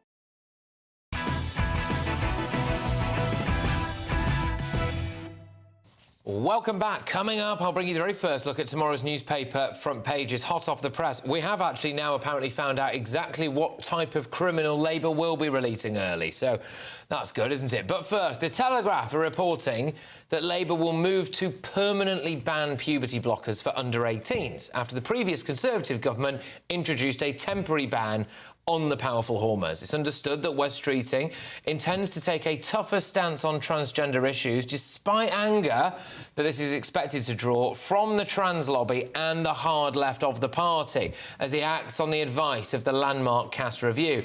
The Review urged children time to think before sending them down an irreversible path, because people were changing their minds up until the age of 25. Puberty blockers, of course, are an incredibly contentious thing. Well, we're going to debate this now with discrimination lawyer Robin Moira-White and the co-founder of LGB Alliance, Bev Jackson. Robin, I'll start with you. Would you give puberty blockers to kids? I'm a lawyer, so no, as a lawyer, I wouldn't give puberty blockers to anyone. Morally. What I would do is leave clinical decisions to treating clinicians. OK, but morally speaking, you would have no problem giving puberty blockers to kids? What I have is no problem with clinicians making clinical choices. And you're right, they're a serious type of treatment, and it needs to be given with great care. But the right person to make those decisions is the treating clinician, not the government. OK, all right. Bev, I'll whiz it over to you. So Wes Streeting, who has previously been incredibly squiffy when it comes to, I would argue, women's rights as well as trans issues, maybe is now making the right decision. Here we go, a permanent ban on puberty blockers for under 18s, Bev. Yeah, well, obviously, thanks for having me on, Patrick. Nice to be on again. Obviously, we're very pleased about this. This is an LGB issue. LGB Alliance has been one of our major campaigns ever since we started in 2019, because most of the teenagers involved are attracted to people of the same sex, and most are girls these days, and most are lesbians. And so this is a real LGB issue, and the idea that distressed teenagers should be given drugs when they've got all sorts of problems, anxiety, depression, sometimes abuse in the background, and very often problems accepting their sexual orientation. This is not something that needs drugs. So obviously this was a contentious issue, and that's why the previous government commissioned this very, very long and thorough review by Hilary Cass, which she commissioned 7 systematic reviews on this issue, and she came to certain conclusions. Obviously, since the NHS has decided that, except for clinical trials, that they shouldn't be prescribed, it was really important to quickly close the loophole so that unscrupulous commercial operators wouldn't leap in, and we know that they are leaping in, and that had to be stopped. And so Wes Streeting said at the time he agreed with that. And so we're very glad, obviously, that he has simply followed up with what he said at the time. Robin, could I ask, excuse me, if a medical professional was fine with it, so if a clinician was happy with it, what age would you go down to? How low would you go when it comes to puberty blockers? Do you think? If a clinician said it's all right to give it to 10 or 11-year-olds, I mean, would that be all right for you if a doctor said so?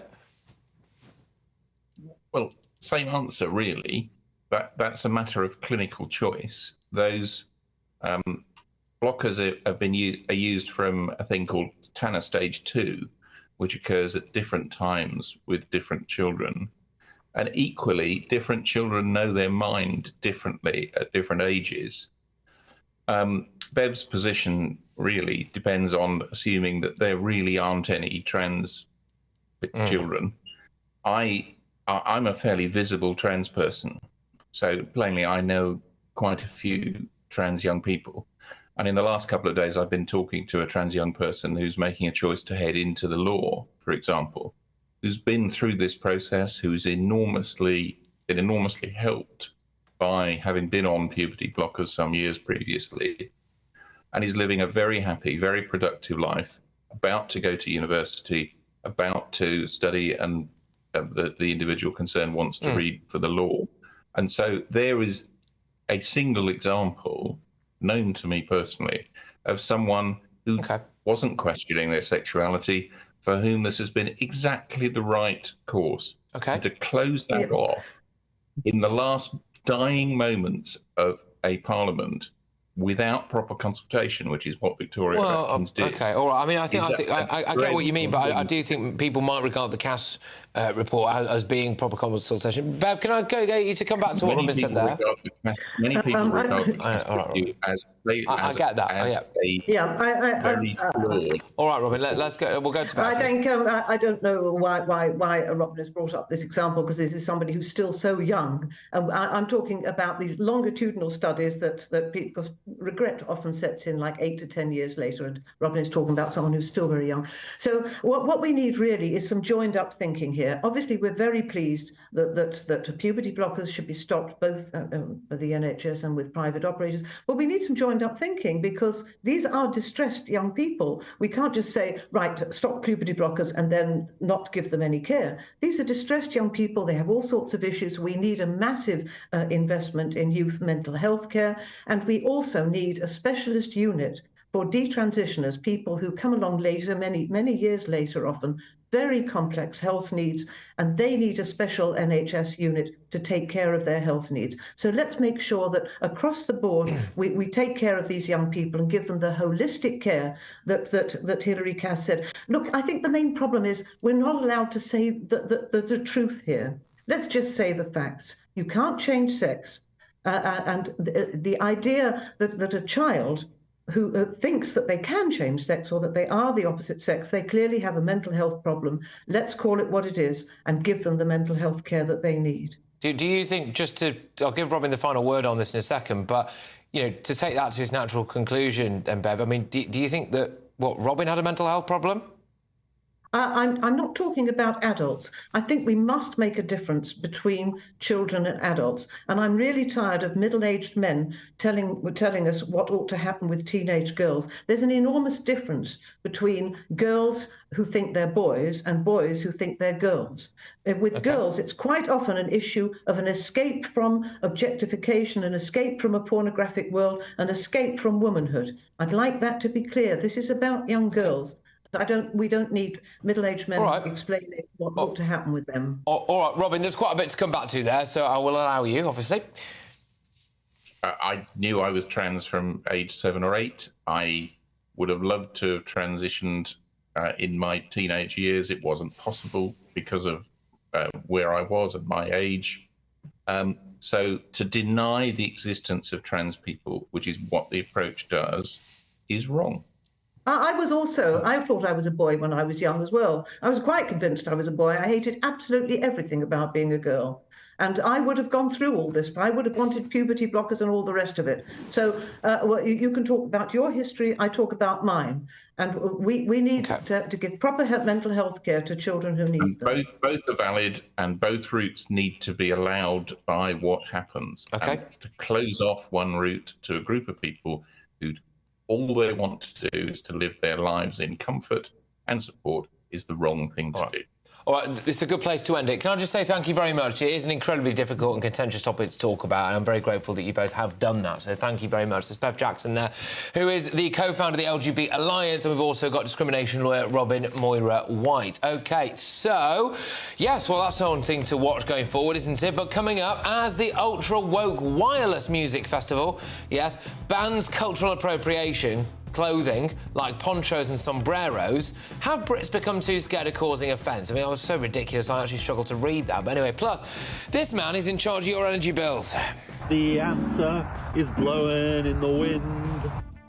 Jesus Christ. But next, I'll bring you the very first look at tomorrow's newspaper front pages. Stay tuned. Good evening. Here's your latest GB News weather forecast coming to you from the Met Office. Looking ahead to the weekend, and Sunday looks largely dry for many places, but through Saturday there will be some showers and some more persistent rain affecting eastern parts due to a weather system that's pushing its way in from the North Sea. So overnight, many eastern parts of England are going to turn largely cloudy, and there'll be some persistent rain for some of us. Further west, a greater chance of staying dry, but even here, some outbreaks of rain at times and quite a bit of cloud for many of us, though there will be some breaks in a few places over central western Scotland perhaps. Here temperatures could just about dip into high single figures, but elsewhere it's going to be a relatively mild start to the day tomorrow. It is also going to be a damp start for some eastern parts. Starting off looking in the south though, across central southern parts, some brightness first thing, 1 or 2 showers perhaps. A cloudier story as we head further north, particularly towards the east in those North Sea coastal parts. It is going to be quite a grey, damp day through much much of the day. Some brightness perhaps for Northern Ireland, and the best of the sunshine across Scotland will also be towards western areas further east. We will see some thickening cloud and some outbreaks of rain pushing their way in. All that rain then towards eastern parts will make its way a little bit further westwards as we go through the day. So more places seeing some rain for a time, but it will be breaking up a little bit as we go through the day as well. Further west, yes, a better chance of seeing some brighter breaks in the cloud and also a few showers, so these not as heavy as those that we've seen today. Temperatures still a little bit on the low side for the time of year, just about scraping into the low 20s. Much of the rain will clear away as we go into Sunday, though clinging on to some rain in the far east of England first thing. Otherwise, some bright sunny spells, again some showers likely to develop, but these won't be quite as widespread as those that we've seen through today and we'll see through tomorrow. So a drier day for many before the rain is likely to return early next week. Bye-bye. In the GB newsroom, we bring you the news as it happens. With our team of dedicated journalists across the UK, GB News brings you accurate reporting of the day's topical agenda. When the news breaks, wherever and whenever it's happening, we'll be there. This is GB News, the People's Channel, Britain's news channel. I'm Nana Acquia. This is GB News, Britain's news channel.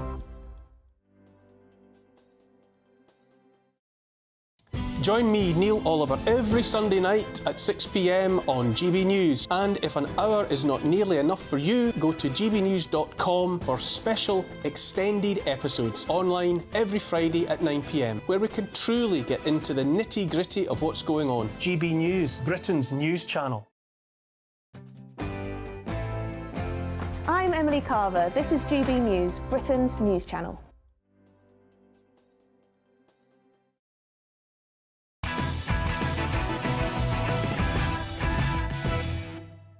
Now it's time to bring you the very first look at tomorrow's front pages. Let's do it. All right, Daily Express first. Win or lose, arise Sir Gareth, but please win. OK. All right, The Mirror, roar us on. Ollie's plea to the nation ahead of the final. Wills to join army of fans in Berlin. Pubs to open till 1 a.m. in hope of a victory party. All right, good stuff. We've got The Times now. Minister says violent criminals will go free. The Times bumping us back down to earth there. So this is prison releases, our only way to avert disaster. I'm going to be talking about this in more detail. We now know the kind of criminals, as of today, that Labour are saying that they will release early, and they include violent criminals. So we'll get stuck into that. Let's go to the Eye now. I want to win so much it hurts, says Gareth Southgate. Or me when I play charades with my family at Christmas. And let's go to the Daily Mail. Looters could run amok if we don't release prisoners. All right, now, look, this is the quote, right, from our Justice Secretary. I have got a clip for you of Shabana Mahmood, our Justice Minister, just outlining this in full when it comes to some of the reasons why she wants to now release people early. So let's just have a listen to what she says, then we'll react. We could see looters running amok, smashing in windows, robbing shops and setting neighbourhoods alight. In short, if we fail to act now, we face the collapse of the criminal justice system.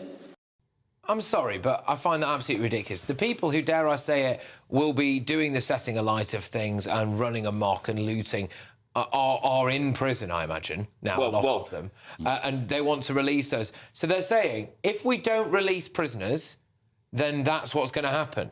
I find that bizarre. Yeah, it's totally bonkers, isn't it? And let's be clear, they lied to the British public just a few days ago. They said no violent prisoners would be released and there'll be this exemption. That is not the case. We now know that is a pure and utter lie coming from Shabana Mahmood. And frankly, the Labour Party are trying to pull the cotton over our eyes by saying we're going to release some of these people who've committed petty crimes. And as you said, Patrick, they'll be back on the streets. We are making Britain unsafe. Why is the leading policy not build prisons? John, there is a point there that Alex has raised, which is I believe we were told, oh, don't worry, it's not going to be a load of violent criminals. But Minister says violent criminals will go free. Yeah, I think that it's probably what definition of violence, you know, it's a question of how long have they been sentenced. But the overall point is that Rishi Sunak agreed to this. It was going to come into effect, but the election then took over. One of the many reasons why I suspect he wanted an early election, because he knew this was coming up.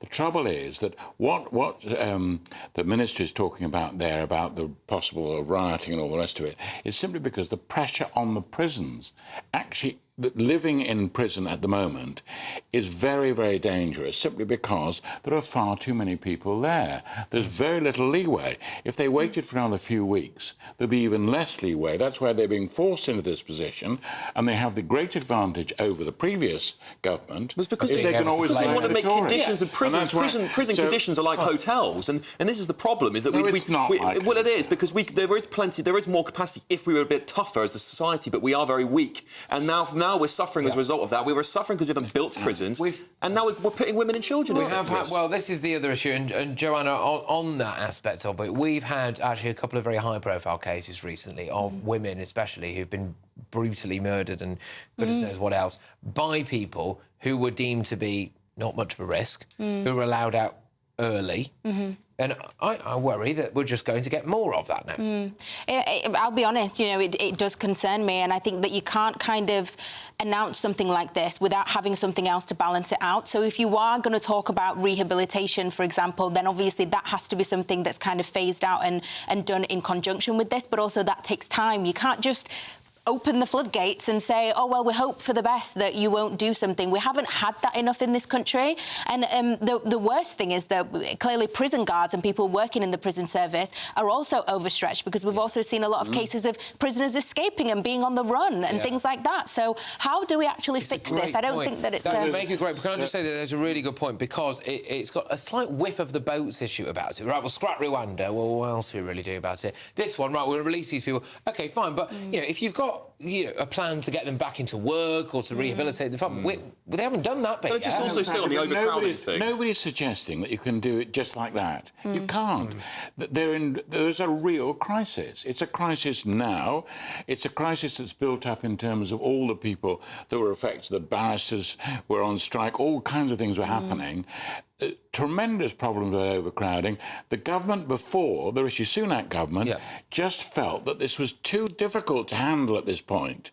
That was the... Well, but so someone's got to do it now. But this is Labour being soft on crime. But let's not forget, we built COVID, we built those Nightingale hospitals in weeks, right? We can increase capacity on things when we have a desire to do it. But Labour don't want to say, we're going to build temporary prisons to house these people because it looks tough. But how can you make that secure? You know, how can you make that secure enough? How can you treat even if it's patients in Nightingale Hospital? We make it work because we're Britain. But it's a prison. They've got to stay in. Of course we can. We're not making it work because we're British. Quickly, the opposite of that. Quickly, I'm just going to whiz on because I want to squeeze in this topic as well before we break. So 4 migrants sadly died after their boat sank in the Channel in what was a record-breaking year for small boat crossings. I think 400 and odd crossed the other day as well, but the French Coast Guard said the boat capsized after one side of it deflated. 56 survivors were taken to port. And on the day of another tragedy in the Channel, Labour's bold plan to smash the gangs and end the crisis is taking a blow, because Neil Basu was reportedly the leading candidate to head the new Border Security Command. We spoke about him earlier this week on this show. We outlined some of his, greatest hits, is one way of putting it.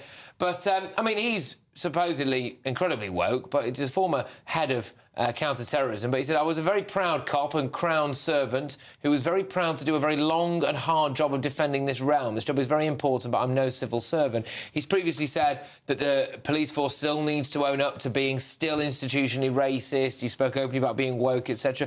I mean, part of me thinks, all right, great, he's not going to be in charge of our borders, Alison. No, I mean, quite frankly, I'm happy he isn't. He's not tough enough to do the job, and this is a tough job, and tough decisions have to be made, and you need a firm hand to do that.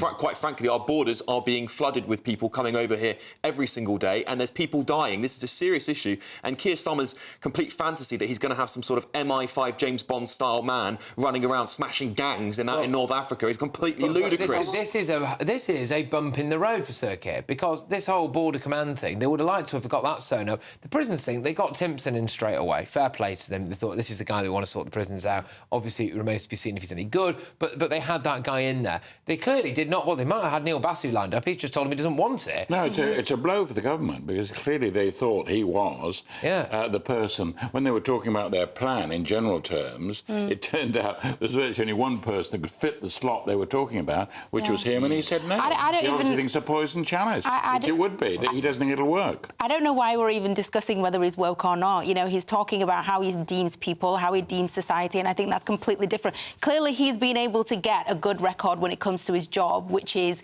within this, fighting criminals. So clearly, he's got a good record on that. He's tough when he needs to be, but when it comes to social issues, he's also got some compassion, which is what we also need, because we've got people... He's not doing it now, but... I got your points there, but yeah, he's not doing it, and it is now. We're going to have a new head of border command. We've scrapped the deterrent. All right, it might not have been that much of a deterrent, but we scrapped whatever Rwanda was. We're not getting any money back for that. And again, fine, I actually agree with, with the Rwandans here. Why on earth should they give us the money back? We messed them around, left, right, centre. They've upheld their side of the bargain. No, it was a policy which wasn't going to work. We've defrauded ourselves here. That's what's happened. So, all right, but we're not going to get any money back from Keir. It was a political plaster which has put across the problem, which wasn't going to work. I mean, if it was going to work, but the lawyers knew they were going to fight the whole thing through, it just wasn't going to happen. Fine, but you know, now here we are with this situation, which is no real deterrent, and nobody to front up this new border command, which is going to smash the gangs, which is going to do it all, and people queuing up in Calais. But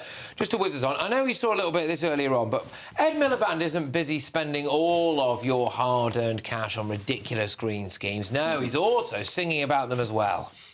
So my friend is blowing in the wind. The answer is blowing in the wind. So here I am on the latest stage of my GB Energy tour. And apparently the adults are back in the room. Honestly. Anyway, there's been more aeroplane chaos as well. I'll show you what happened next here. Yes.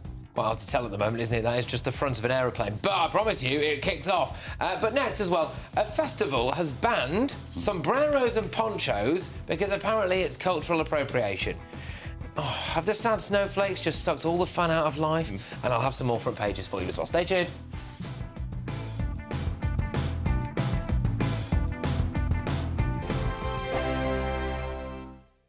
Sunday with Michael Portillo from 11, only on GB News. The Royal Academy's annual exhibition has returned for the 256th time to brighten the summer holidays. It's the world's oldest open submission exhibition.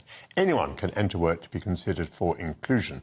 I'm joined now by art critic J.J. Charlesworth for his verdict. What is your verdict?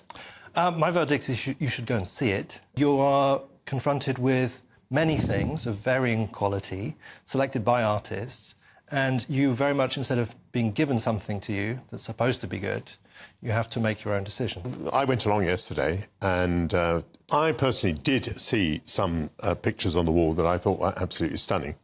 I'm going to mention Peter Ucker, which I think is a remark. And now these are the two by Ben Jonson, Grundtvig 1, and we've got one coming out of Berlin Pool. I think that's an absolutely stunning piece of work. And then Claire Douglas should be up. Here we are, Claire Douglas. Yes. Souvenir from the Anthropocene. Yeah. That last one, actually, a very witty painting. A piece like that was really interesting. I think it caught a lot of people's eyes because it had very kind of humorous, slightly bleak take on post-Brexit Britain. It's set in this fictitious world of Brummington, which is a sort of loose satire on Birmingham. I thought it was a bit mean. I think we had maybe Black Lives Matter. We had Boris Johnson. I think our own Jacob Rees-Mogg made his way into the painting. Yeah, so there's definitely a slant, a political slant, on the part of the artist. But even that said, I thought it was an interesting and enjoyable work, even though maybe you don't agree with the artist on what they're trying to say. And I think that actually made for an interesting moment because you're seeing that people are disagreeing, right? Both through the artwork and in front of artworks. GB News, the People's Channel.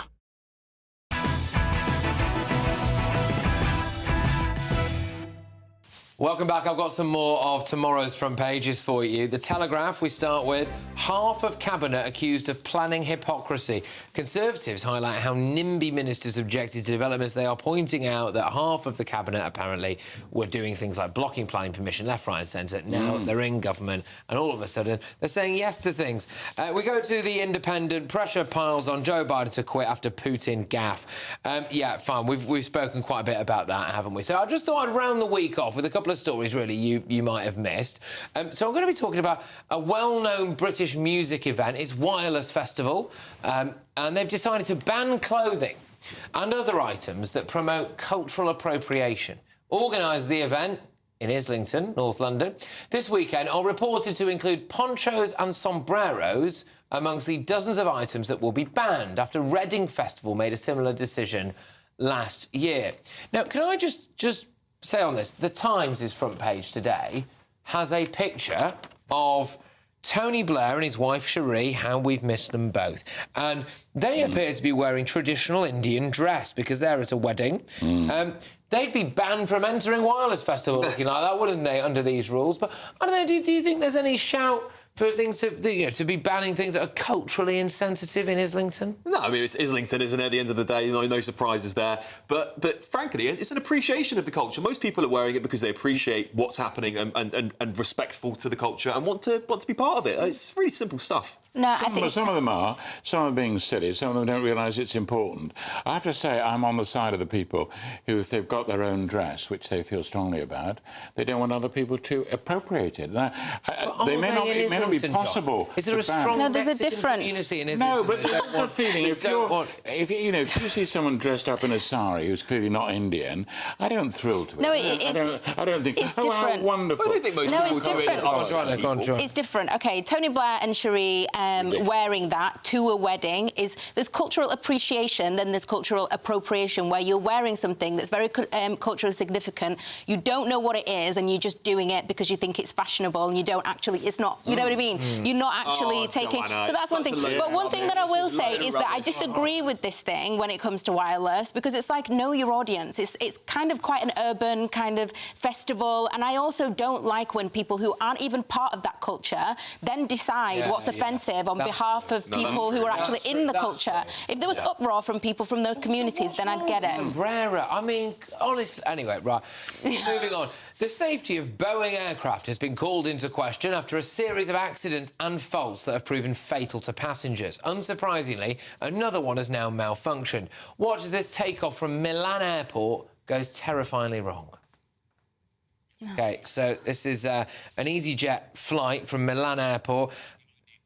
And it's the one behind the EasyJet flight, which is important to know. Right. And the tyres popped, it appears anyway. And, yeah, so that's before it's... Let's run it back, people. So, yeah, the tail's dragging on the runway. I mean, can you imagine being at the back of that plane or indeed anywhere on it?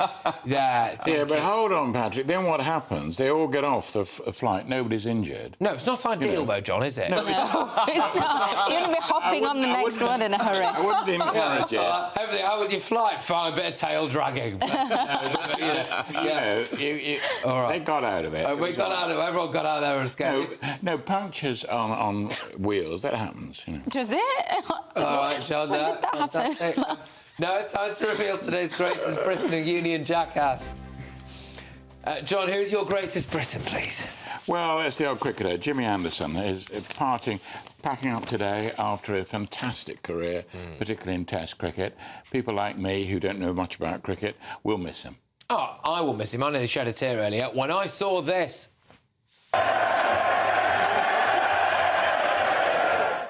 Oh, Jimmy Anderson, fantastic. Good start. Go on, Joanna. Mine is Steve Reed MP, who's the Environment Secretary. So he's met with chiefs of water companies, including Thames Water, after crucial set of rulings were made by the industry regulator Ofwat, and I just think that it's showing that the government are kind of getting started straight away with the water crisis. I think we would all like less poo in our rivers and seas. I think that's it would be ideal. And anyone who can do that has my support. So yeah, fair enough. Go on. Well, you know how I love to have a little bit of a a slightly different approach to normal, so I've picked Wes Streeting if it's continues to ban puberty blockers. So there you go. That's one good thing we've got to praise him for it. Good, fair enough. OK, well, actually, 3 really good choices there, but I do have to go for Jimmy Anderson. Yeah, that guy's given me some of the best sporting moments I've ever had the pleasure of witnessing. Yeah. And also, I feel like I've grown up with this guy. I mean, he's been playing for 20 years, basically, he's been playing for England. Yeah. So, you know, some of my formative years getting into cricket, really loving it, were really down to him. So, yeah, good luck, Jimmy.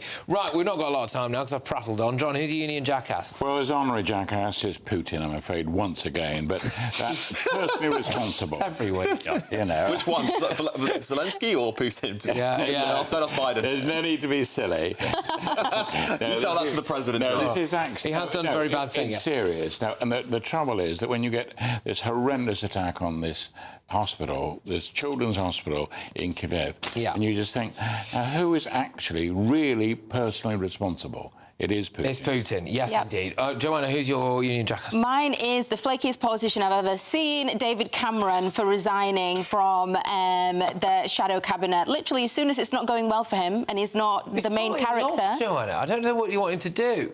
Well, stick around. He's the one that's been... He's a conservative lord. But if you think he's no good... No, but he's resigned from still helping. He's, you know... Oh, I see what you... Yeah, from the shadow cabinet. Yeah, he's not even helping. He could still be there. Sorry, I shouldn't have taken the mic. Go on, Ice, who's your Union jackass? Mine's Ed Miliband. I don't think there's much more comment needed than that.